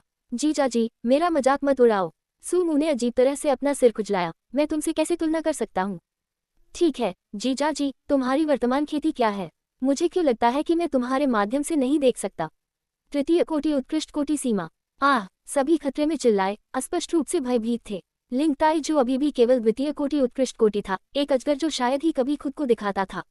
टैगोर बहनें, जिन्हें हाल के वर्षों में दुनिया की नंबर 1 आचार्य कहा जाता था, केवल प्रथम कोटि उत्कृष्ट कोटि सीमा थी, लेकिन त्रिपाठी जीवप्ती पहले ही तृतीय कोटि तक पहुंच गया था। जब उसने उस साल केंद्रीय राजधानी को छोड़ा था, तब वह केवल एक अमर आरोहण सीमा सप्तम चरण कृषक था। अब केवल 10 साल से थोड़ा अधिक समय बीता था। इस तरह की प्रगति बस चौंकाने वाली थी। मेरी बहन के बारे में क्या? वह भी ज्यादा बुरी नहीं होनी चाहिए, है ना? सुमू ने उत्साह से पूछा। वह भी एक तृतीय कोटि उत्कृष्ट कोटि होनी चाहिए। त्रिपाठी जीवप्ती हल्के से मुस्कुराया, लेकिन मैंने उसे कई सालों से नहीं देखा है, इसलिए मैं उसकी वर्तमान स्थिति के बारे में बहुत निश्चित नहीं हूँ। एक ठहराव के बाद त्रिपाठी जीवप्ती ने पूछा, संप्रदाय की स्थिति क्या है? क्या इस पर किसी और ने कब्जा कर लिया है? हाँ, सुमू कड़वाहट से मुस्कुराया। न केवल हमारे हाई हेवन पवेलियन पर कब्जा कर लिया गया है, बल्कि पास के रक्त युद्ध गिरोह और तूफान घर पर भी कब्जा कर लिया गया है। वे बहुत से नहीं हैं, अधिकतम केवल कुछ 100, लेकिन उनमें से कई शक्तिशाली आचार्य हैं, इसलिए हम विरोध नहीं कर सकते हैं। सभी ने वर्तमान स्थिति के बारे में एक साथ बात की। ठीक वैसे ही जैसे त्रिपाठी जीवप्ती ने अनुमान लगाया था, इस दुनिया का प्रवेश द्वार मुक्त और अबाधित के पास दिखाई दिया था, इसलिए स्वाभाविक रूप से मुक्त और अबाधित जांच करने के लिए आया था। जब उन्होंने इस जगह की विशालता और इसमें निहित संभावित धन की खोज की, तो उन्होंने तुरंत पास के 3 बलों को दबाने के लिए बड़ी संख्या में आचार्यों को भेजा। हाई हेवन पवेलियन, तूफान घर और रक्त युद्ध गिरोह सभी कैद थे। ये सुनिश्चित करने के लिए कि वे मांस के इस बड़े मोटे टुकड़े को निगल सके, मुक्त और अबाधित ने भी उन्हें मदद करने के लिए अन्य बलों से 2 या 3 लोगों को बुलाया था। फिर इस जगह को एक स्प्रिंगबोर्ड के रूप में उपयोग करके उन्होंने केंद्रीय राजधानी की ओर कूच किया। ये पहले ही 1 महीना पहले था और केंद्रीय राजधानी में वर्तमान स्थिति अभी भी अज्ञात थी। यहाँ के लोगों ने कोई उपयोगी खबर नहीं सुनी थी। हालांकि इन दुश्मनों की ताकत को देखते हुए केंद्रीय राजधानी में विरोध करने की बिल्कुल कोई क्षमता नहीं थी। अन्यथा लिंग ताई झू वापस आए बिना नहीं जाते। ये बहुत संभावना है कि लिंग ताई झू को भी किसी प्रकार की दुर्घटना का सामना करना पड़ा था। पास के 3 संप्रदायों के कृषकों ने भी विरोध किया, लेकिन हर बार जब उन्होंने विरोध किया तो कई लोग मारे गए। उन्होंने हमें इंसानों के रूप में बिल्कुल नहीं माना। जैसे वे सुअर और कुत्तों को मार रहे थे, वैसे ही वे खुशी से मार रहे थे और लूट रहे थे। सुमू ने गुस्से में कहा, मेरे रक्त युद्ध गिरोह की कई महिला शिष्यों को उन जानवरों ने नुकसान पहुंचाया है। हुमान भी दौड़ पड़ा और गुस्से में चिल्लाया। उसे सुनकर टैगोर बहनों की आंखें अचानक बहुत मंद हो गईं। वे भी खुश हुईं। जब शून्य गलियारे का प्रवेश द्वार खुला, अगर वे दोनों जांच करने के लिए एक कदम आगे नहीं गई होती, तो शायद उन्हें भी एक आपदा का सामना करना पड़ता। त्रिपाठी जीवप्ती को मददगार के रूप में खोजने की बात तो दूर रही। भतीजे त्रिपाठी, तुम क्या करने जा रहे हो? हम तुम्हारी सुनेंगे। तूफान घर के आचार्य श्याओ रुओहान आगे बढ़े और त्रिपाठी जीवप्ती की ओर देखा। क्या वे वास्तव में हमें इस तरह धमकाने जा रहे हैं? त्रिपाठी जीवप्ती ने ठंडे से सूंघा। उसकी आंखें ठंडी थीं। ठीक है, मैं इतना बड़ा हंगामा नहीं करना चाहता था, लेकिन चूंकि वे इतने घिनौने हैं, इसलिए किसी भी तरह की संकोच करने की कोई जरूरत नहीं है। ली रोन आचार्य। ली रोन को भी ये सुनकर थोड़ा गुस्सा महसूस हुआ। उसकी छाती ऊपर और नीचे उठ रही थी। तुम और हानफी बाहर जाओ और पास के 3 बलों से सभी आक्रमणकारियों को साफ कर दो, एक को भी मत छोड़ना। हाँ, ली रोन ने सिर हिलाया और हानफी के साथ मिलकर उनके कोमल शरीर झिलमिलाहट हुए और गायब हो गए। लोगों का समूह सभी स्तब्ध थे और इससे पहले कि वे प्रतिक्रिया कर पाते, लीरोन और हानफी पहले ही चले गए थे। भतीजे त्रिपाठी, जल्दबाजी मत करो। श्याओ रुओहान चौंक गया और जल्दी से उसे रोकने की कोशिश की। उसने त्रिपाठी जीवक्ति से इतनी जल्दबाजी से कार्रवाई करने की उम्मीद नहीं की थी। दुश्मन की ताकत के बारे में पूछताछ करने की परवाह भी नहीं की, इससे पहले कि वह सीधे हमला करे। उन लोगों के बीच कुछ शक्तिशाली आचार्य हैं। हाँ, उनमें 1 दर्जन से अधिक उत्कृष्ट कोटि है। उनमें से कई द्वितीय या तृतीय कोटि उत्कृष्ट कोटि है। मैंने ये भी सुना है कि उनमें से एक संत कोटि आचार्य है, जाहिर तौर पर एक उत्कृष्ट कोटि से भी मजबूत। हुमान ने भी जोड़ा, क्या उन 2 लड़कियों को जाने देना थोड़ा ज्यादा जल्दबाजी नहीं है? संत कोटि। त्रिपाठी जीवक्ति मुस्कुराया और सिर हिलाया। चिंता मत करो, भले ही एक संत कोटि आचार्य हो, वे उन दोनों के सामने उल्लेख के लायक नहीं है। वे दोनों की सीमा में हैं। विशिटोन का शरीर हिल गया क्योंकि उसने त्रिपाठी जीवक्ति को घूर कर देखा। वे भी संत हैं, लेकिन वे दुश्मन से कहीं ज्यादा मजबूत होने चाहिए। यह उल्लेख करने की आवश्यकता नहीं है कि यहाँ केवल एक संत कोटि आचार्य है। भले ही उनमें से 100 हों, वे अभी भी उनके विरोधी नहीं होंगे। सभी अचानक हक्के बक्के थे क्योंकि उन्होंने त्रिपाठी जीवक्ति को किसी तरह के राक्षस की तरह घूर कर देखा। अपनी खुद की खेती की बात तो दूर, जो केवल 10 वर्षों में अमर आरोहण सीमा सप्तम चरण से तृतीय कोटि उत्कृष्ट कोटि सीमा तक बढ़ गई थी, एक पौराणिक चमत्कार बना रही थी। वह वास्तव में इस बार अपने साथ 2 ऐसी महिलाएं लाया था।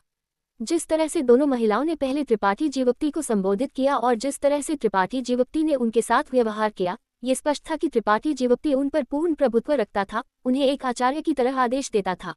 न केवल उन्हें थोड़ी सी भी शिकायत नहीं थी, उन्होंने त्रिपाठी जीवक्ति के हर आदेश का पालन भी किया। क्या उनकी ताकत त्रिपाठी जीवक्ति की तुलना में बहुत अधिक नहीं थी? वे उसके आदेशों के प्रति इतने आज्ञाकारी क्यों थे? इस अजीब घटना ने सभी को चकरा दिया और वे इसे समझा नहीं पाए। अच्छी लड़की। हुमान चुपचाप टैगोर बहनों की ओर चला गया और फुसफुसाया, ऐसा लगता है कि तुम दोनों को अभी भी एक लंबा रास्ता तय करना है। क्या रास्ता? टैगोर रेशमा देवी ने अपने पिता को संदेह से देखा। हुमान ने कहा, वे दोनों लड़कियां मजबूत, सुंदर और आज्ञाकारी हैं। तुम दोनों उनसे तुलना नहीं कर सकती। हम उनसे तुलना क्यों करें? टैगोर रेशमा देवी अधिक से अधिक भ्रमित हो गई। टैगोर रागिनी देवी ने अपनी आंखें घुमाई और अचानक कुछ समझ गई। हुमान को जोर से घूरते हुए उसने कहा, तुमसे इतना बोलने के लिए किसने कहा? हुमान ने अर्थपूर्ण ढंग से मुस्कुराया, क्या यह इसलिए नहीं है क्योंकि मैं अपनी 2 बेटियों की आजीवन खुशी के बारे में चिंतित हूँ? ऐसे अच्छे पति को मत छोड़ना। हाँ, पिता तुम्हारा समर्थन करता है, मैं हमेशा तुम्हारा समर्थन करूंगा। बस खुद को उस पर फेंकने का एक अवसर ढूंढो। तुम्हें पहल करनी चाहिए, बहुत निष्क्रिय मत बनो। उसके जैसा व्यक्ति महिलाओं की कमी नहीं करेगा। टैगोर रेशमा देवी ने आखिरकार प्रतिक्रिया दी और शर्म से कहा, तुम क्या बात कर रहे हो? टैगोर रागिनी देवी ने पापपूर्ण ढंग से मुस्कुराया, अगर तुम अभी भी चाहते हो कि कोई तुम्हें बुढ़ापे में देखभाल करे तो अपना मुंह बंद कर लो। मैं नहीं कहूंगा, मैं नहीं कहूंगा। हुमान ने तुरंत चुप कर दिया और हल्के से आह भरी, अपने आप से सोचते हुए, इस बूढ़े आदमी की 10 से अधिक पत्नियां हैं। हर दिन कड़ी मेहनत कर रहा हूँ, लेकिन मेरे पास केवल 2 बेटियां क्यों हैं? मैं त्रिपाठी जीवक्ति जैसा बेटा क्यों नहीं पैदा कर सकता? अब जब मैं चाहता हूं कि कोई मुझे बुढ़ापे में देखभाल करे, तो मुझे अपनी बेटियों की मनोदशा को देखना होगा। सभी लोग। त्रिपाठी जीवक्ति जगह पर खड़ा हुआ और थोड़ी देर के लिए हाई हेवन पवेलियन के लोगों से बात की। अचानक उसने एक स्पष्ट आवाज में कहा, संप्रदाय में लौटने का समय लगभग आ गया है। अगर तुम असुरक्षित महसूस करते हो तो तुम अस्थायी रूप से हाई हेवन पवेलियन में रह सकते हो। सुमू, क्या हाई हेवन पवेलियन 3 संप्रदायों के लोगों को समायोजित कर सकता है? सुमू ने गंभीरता से इसके बारे में सोचा और कहा, थोड़ा कसकर समायोजित करना कोई समस्या नहीं होनी चाहिए, लेकिन शर्तें थोड़ी खराब हो सकती हैं। हाँ, टॉवर आचार्य श्याओ, कुल आचार्य हूँ, क्या तुम हाई हेवन पवेलियन आना चाहते हो या नहीं, ये तुम पर निर्भर करता है। मैं पहले कई वृद्धों के साथ पवेलियन वापस जाऊंगा। त्रिपाठी जीवक्ति ने उनसे कहा और फिर हाई हेवन पवेलियन की ओर चल दिया। हुमान और श्याओ रुओहान ने एक दूसरे को देखा और एक शब्द भी कहे बिना पीछा किया। मुक्त और अबाधित के आक्रमण ने वास्तव में उनके दिलों में एक मनोवैज्ञानिक छाया छोड़ दी थी। उन्हें गुप्त रूप से महसूस हुआ कि अगर वे त्रिपाठी जीवक्ति का पीछा नहीं करते हैं तो वे आराम महसूस नहीं करेंगे। Episode number 929। High heaven pavilion, रक्त युद्ध गिरोह और तूफान घर के आक्रमणकारी सभी साफ हो गए। वे सभी मरकर जमीन पर गिर गए। ली रोंग और हानफी के तरीकों के साथ मुक्त और अबाधित लोग उनके लिए एक मुकाबला कैसे हो सकते थे? इससे पहले कि वे स्थिति को समझ पाते, वे सभी मर चुके थे। निरपेक्ष शक्ति के सामने उनका विरोध व्यर्थ और शक्तिहीन लगा। मरने से पहले वे समझ सकते थे कि पिछले कुछ महीनों में हाई हेवन पवेलियन, रक्त युद्ध गिरोह और तूफान घर ने कैसा महसूस किया जब उन्हें धमकाया और अपमानित किया गया।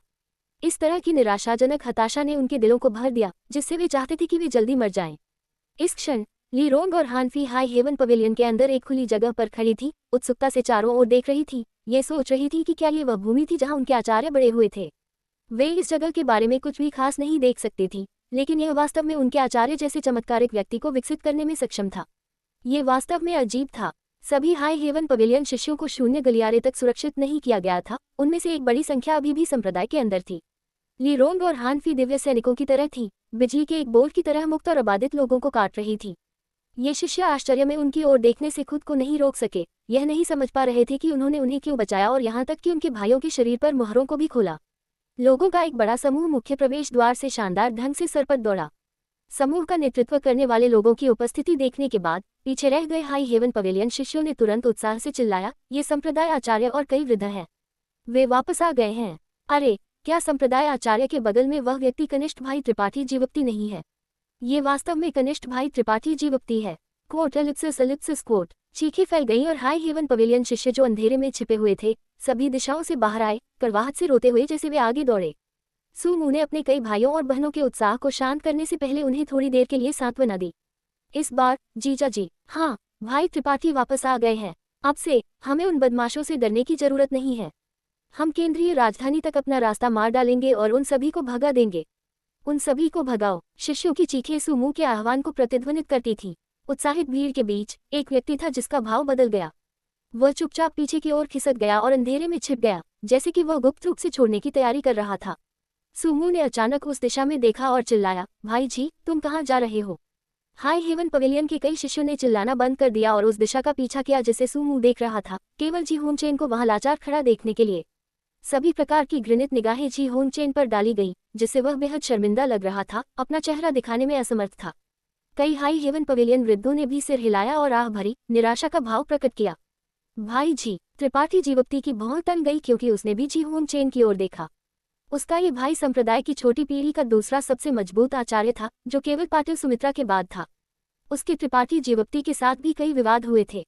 हालांकि जैसे जैसे त्रिपाठी जीवप्ती मजबूत होता गया, जी होन चेन को अब इस व्यक्ति की परवाह नहीं थी। लेकिन इस क्षण में संप्रदाय के वृद्धों और भाइयों के घृणित भावों को देखकर त्रिपाठी जीवप्ती को मंद रूप से समझ में आया कि उसने इतने सारे लोगों को क्यों गुस्सा दिलाया था।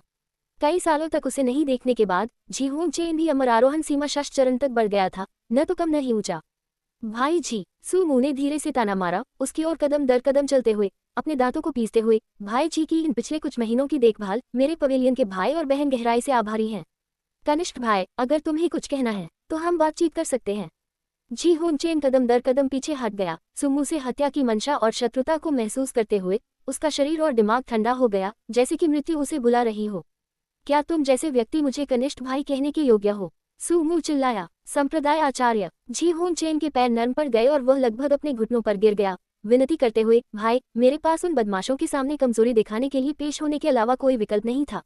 मैं देखना चाहता था कि क्या सभी को बचाने का कोई मौका है, लेकिन भाई को अपमान सहने के अलावा कोई विकल्प नहीं था।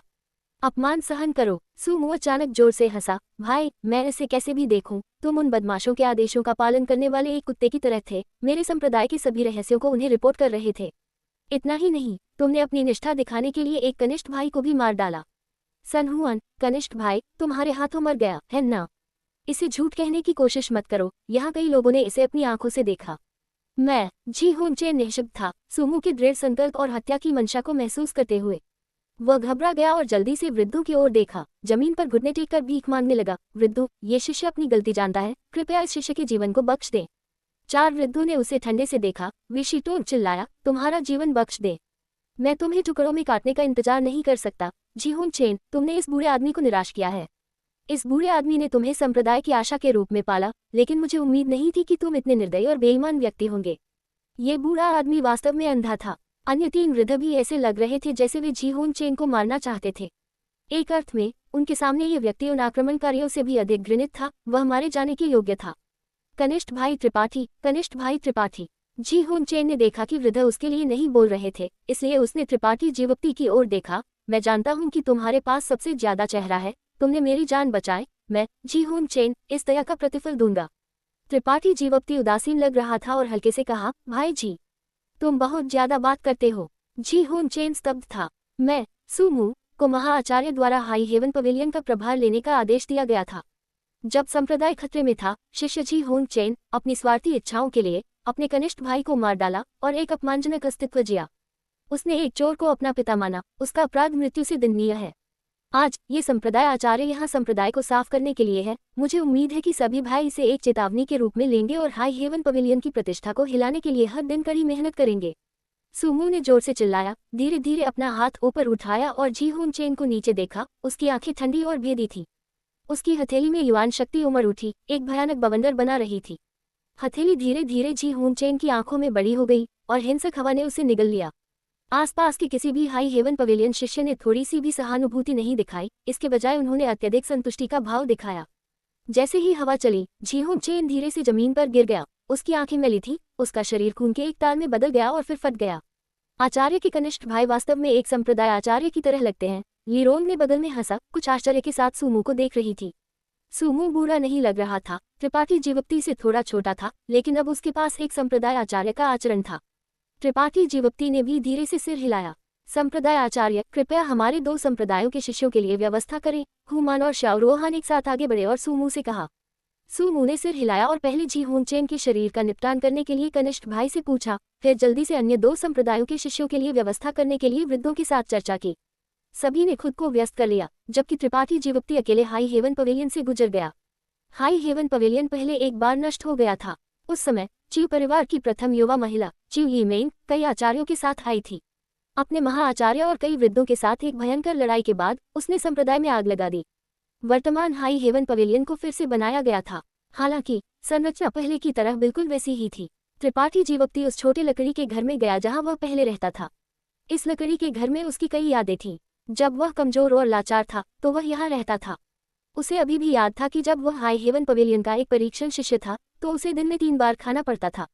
इस छोटे लकड़ी के घर में त्रिपाठी जीवप्ती ने शुभहीन काली किताब प्राप्त की और तब से उसके जीवन में पृथ्वी हिला देने वाले परिवर्तन हुए थे। लकड़ी के घर का नवीनीकरण किया गया था और अंदर की मेजें और कुर्सियां वैसी ही थी जैसे त्रिपाठी जीवप्ती ने छोड़ा था, लेकिन क्योंकि कोई भी लंबे समय तक यहाँ नहीं रहा था, वे सभी धूल की एक मोटी परत से ढंके हुए थे। बिस्तर के किनारे बैठकर त्रिपाठी जीवप्ती को वह रात याद आई जब वह बाहर से लौटा था। जब उसने अपनी वरिष्ठ बहन जियानिंग चांद को बिस्तर पर गहरी नींद में सोते हुए देखा, चांद की रोशनी नीचे गिर रही थी। त्रिपाठी जीवप्ती स्तब्ध था। यह उस क्षण से था कि एक सुंदर आकृति उसके दिल में छोड़ दी गई थी। हर बार जब वह इसके बारे में सोचता था तो उसका दिल मिठास से भर जाता था। यह एक ब्रांड था जिसे कभी मिटाया नहीं जा सकता था। लकड़ी के घर में थोड़ी देर बैठने के बाद त्रिपाठी जीवप्ती पाटिल सुमित्रा के छोटे मचान में गया। यह इसी मचान में था कि त्रिपाठी जीवप्ती ने अनजाने में पाटिल सुमित्रा के अपने कपड़े बदलने का दृश्य देखा था। उसकी पीठ का वह मोहक वक्र कुछ ऐसा था जिसे वह कभी नहीं भूल सकता था। उस समय पाटिल सुमित्रा क्रोधित थी और त्रिपाठी जीवप्ती को बर्फ में सील करने के लिए अपनी बर्फ विशेषता का उपयोग किया था। त्रिपाठी जीवप्ती को मुक्त होने में कई दिन लगे और इस अवसर का उपयोग रहस्यमय मार्शल कौशल अटल इच्छा को समझने के लिए किया। जियानिंग चांद और पाटिल सुमित्रा उसके जीवन की 2 सबसे महत्वपूर्ण महिलाएं यहाँ मिली थीं, एक दूसरे को जानती थी और एक दूसरे को जानती थी। उसकी दिल की धड़कन तेज हो गई और वह घबरा गया। हाई हेवन पवेलियन में त्रिपाठी जीवप्ती की कई यादें और भावनाएं थीं। इस सड़क के साथ चलते हुए, ठीक वैसे ही जैसे वह कई साल पहले हाई हेवन पवेलियन का एक शिष्य था, उसने उस परिचित रास्ते पर कदम रखा जिस पर वह एक बार चला था। अतीत की हर चीज को याद कर रहा था। योगदान हॉल अभी भी वही योगदान हॉल था। त्रिपाठी जीवप्ती कोषाध्यक्ष मेन को अपने हाथों को एक साथ बांधते हुए, अपनी छोटी आंखें सिकुड़ते हुए, बुझने वाली महिला शिष्यों के सुंदर शरीरों को कामुक ढंग से देखते हुए देख सकता था। उन भरे हुए स्तनों और उत्तम नितंबों को देखकर उसने टिप्पणी की, मार्शल कौशल मंडप अभी भी वही मार्शल कौशल मंडप था जिसमें हाई हेवन पवेलियन के कई रहस्य थे। हालांकि इन चीजों का वर्तमान त्रिपाठी जीवप्ती के लिए अब कोई मूल्य नहीं था। वह एक बार फिर कुंडली मारकर बैठे हुए अजगर की धारा पर पहुंचा। कुंडली मारकर बैठे हुए अजगर की धारा के बगल में हवा गूंज रही थी और धारा का नीचे माप गहरा था। कई फलों के पेड़ वहां खड़े थे, हवा में झूल रहे थे। ये वे फलों के पेड़ थे जिन्हें त्रिपाठी जीवप्ती ने अतीत में लगाया था। पहले वे केवल एक व्यक्ति जितने लंबे थे, लेकिन अब वे पत्तों और शाखाओं से भरे हुए थे जो छाया प्रदान करने के लिए पर्याप्त थे। कूदकर त्रिपाठी जीवप्ती ने अपने शरीर को कुंडली मारकर बैठे हुए अजगर की धारा में गिरने दिया। आधे रास्ते में त्रिपाठी जीवप्ती ने फुर्ती से चारों ओर घूम लिया और उस शांत गुफा में प्रवेश किया जिसे उसने उन सभी वर्षों पहले मेहनत से तराशा था। शांत गुफा के अंदर कुछ बोनसाई पौधे थे जिन्हें जियानिंग चांद ने लाया था। धारा से नीचे बहने वाली बुराई राक्षसी शक्ति के बिना कई हरी लताओं ने ऊपर चढ़ लिया था। गुफा के प्रवेश द्वार के चारों ओर कुछ फूल भी खिल रहे थे। गुफा के अंदर अभी भी पाटिल सुमित्रा और जियानिंग चांद की हल्की सुगंध थी। ये शांत गुफा उन तीनों के लिए एक गुप्त स्थान था। कई बार जब त्रिपाठी जीवप्ती और पाटिल सुमित्रा संभोग कर रहे थे तो छोटी वरिष्ठ बहन पत्थर के बिस्तर पर सो रही होती थी। त्रिपाठी जीवप्ती गुफा के प्रवेश द्वार पर पालथी मारकर बैठा, अपनी आंखें बंद कर ली और अपने दिमाग और शरीर को खोला। चारों ओर घूमने, देखने और याद करने के बाद उसने अचानक महसूस किया जैसे उसकी आत्मा ऊंचा हो गई है। इस अकथनीय भावना ने उसे बहुत आरामदायक महसूस कराया। भिनभिनाने वाली आवाजों के एक विस्फोट के साथ त्रिपाठी जीवोक्ति का मांस घुटना शुरू हो गया और उसके शरीर से बहने वाली युवान शक्ति एक बांध को तोड़ती हुई नदी की तरह उमड़ उठी। Episode number 930। 2 दिन बाद त्रिपाठी जीवोक्ति ने अपनी आंखें खोली। उसकी पुतलियां चमकदार रूप से चमक रही थी, जैसे कि वे बिजली से भरी हुई थी। हालांकि उसके चेहरे पर संदेह का एक निशान दिखाई दिया। वह अपनी वर्तमान स्थिति के बारे में थोड़ा भ्रमित था। हाई हेवन पवेलियन लौटने और परिचित दृश्यों को देखने के बाद त्रिपाठी जीवोक्ति अचानक एक अजीब अवस्था में गिर गया। पहले उसने सोचा कि वह तोड़फोड़ करने वाला है, इसलिए उसने प्रकृति को अपना रास्ता लेने दिया, लेकिन जागने के बाद उसने पाया कि उसने संत कोटि में बिल्कुल भी तोड़फोड़ नहीं की थी। उसकी खेती अभी भी केवल तृतीय कोटि उत्कृष्ट कोटि सीमा पर थी, लेकिन उसके शरीर के माध्यम से बहने वाली युवान शक्ति पहले से बहुत अलग थी। अपनी आंखें बंद करके और अपनी दिव्य चेतना से खुद की जांच करते हुए त्रिपाठी जीवोक्ति ने पाया कि उसकी मेरिडियन और शरीर के माध्यम से बहने वाली युवान शक्ति पहले से अधिक संघनीकृत और शुद्ध हो गई थी। अगर उसकी पिछली युवान शक्ति एक गड़गड़ाहट वाली नदी की तरह थी, तो अब उसकी युवान शक्ति उसके शरीर और मेरिडियन से जुड़ी छोटे और सूक्ष्म क्रिस्टल की तरह थी। जब उपयोग में नहीं थी तो ये युवान शक्ति अब स्वतंत्र रूप से नहीं बहती थी, लेकिन एक बार जब इसका उपयोग किया जाता था तो ये पहले से अधिक द्रव हो जाती थी और अधिक विनाशकारी शक्ति से भरी होती थी। त्रिपाठी जीवोक्ति के पेट में संग्रहित यान तरल भी किसी प्रकार के परिवर्तन से गुजरता हुआ प्रतीत हो रहा था। एक चमकदार सुनहरे रत्न में बदल रहा था, जिसने सभी की आंखों को चौंधिया दिया।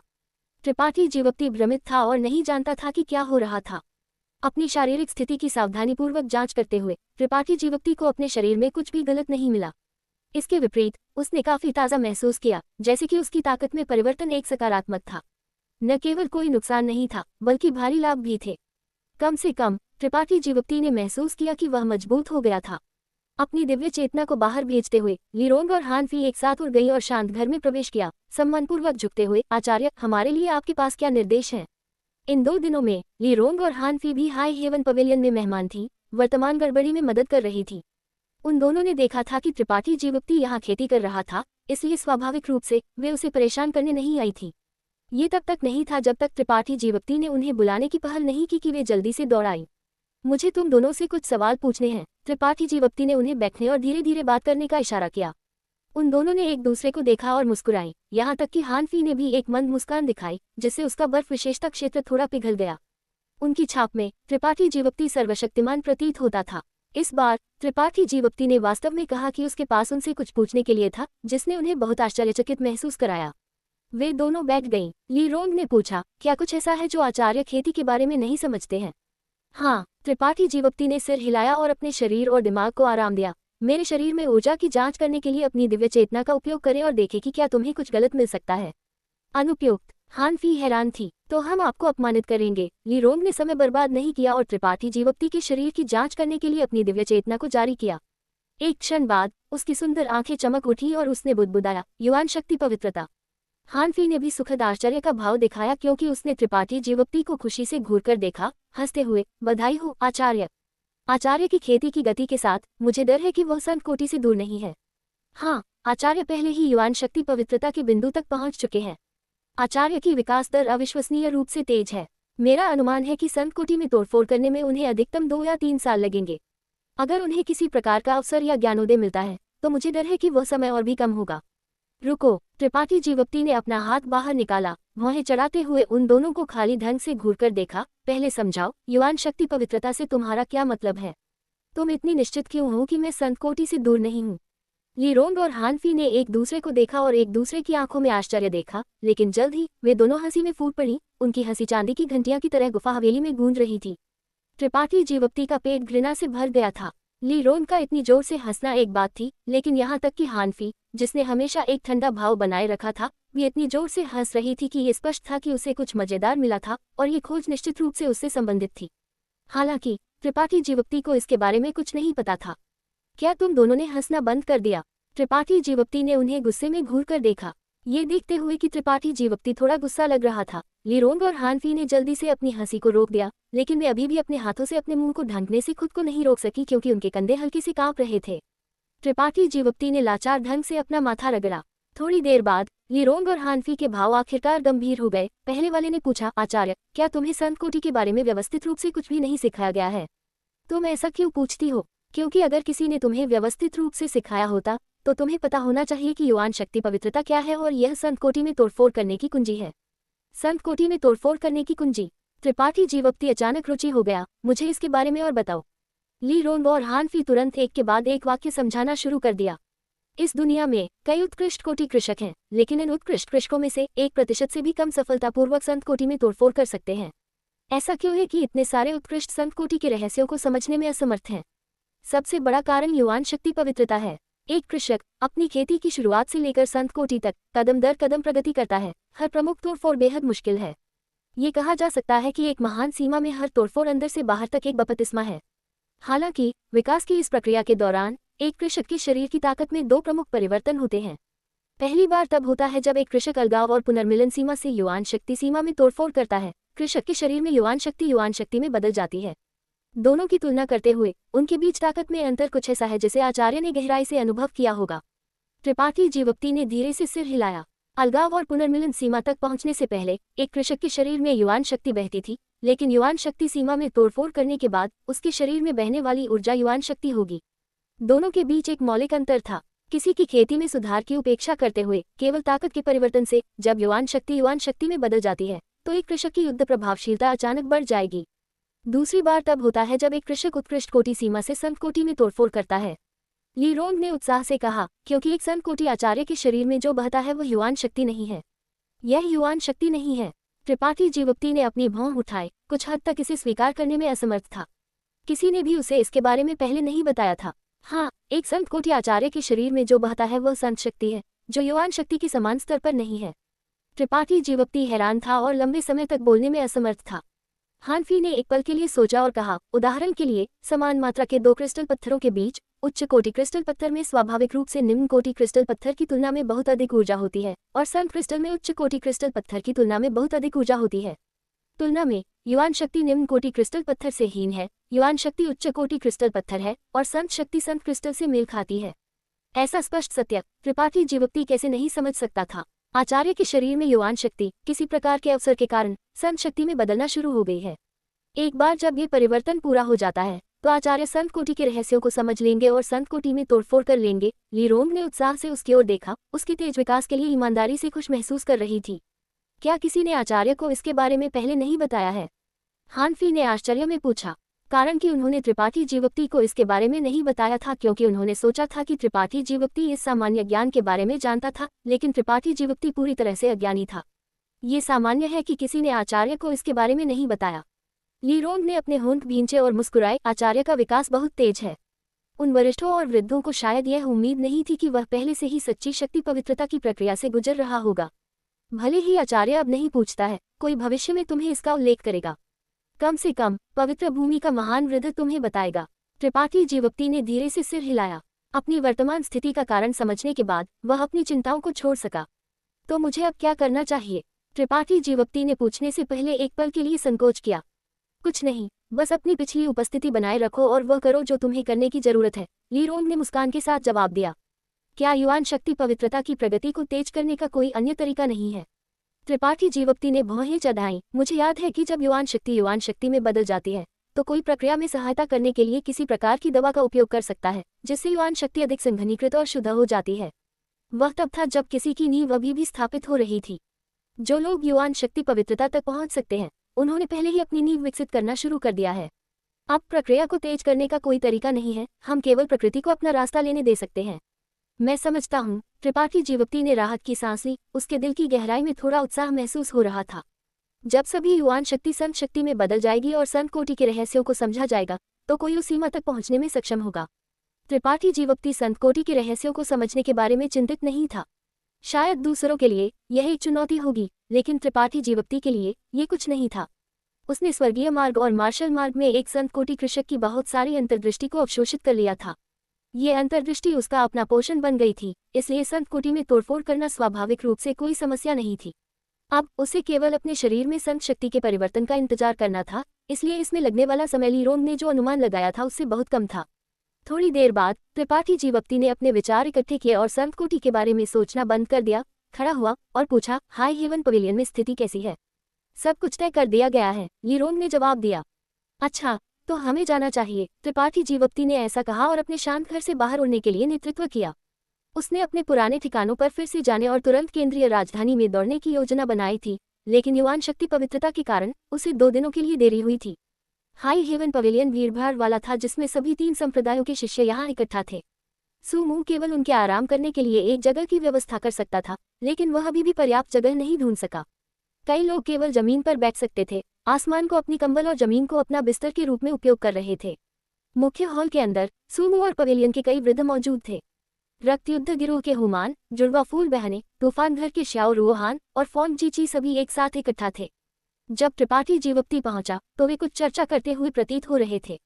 इस क्षण में वे सभी चमकती आंखों से त्रिपाठी जीवप्ती को घूर रहे थे। उनके भाव उत्साह से भरे हुए थे।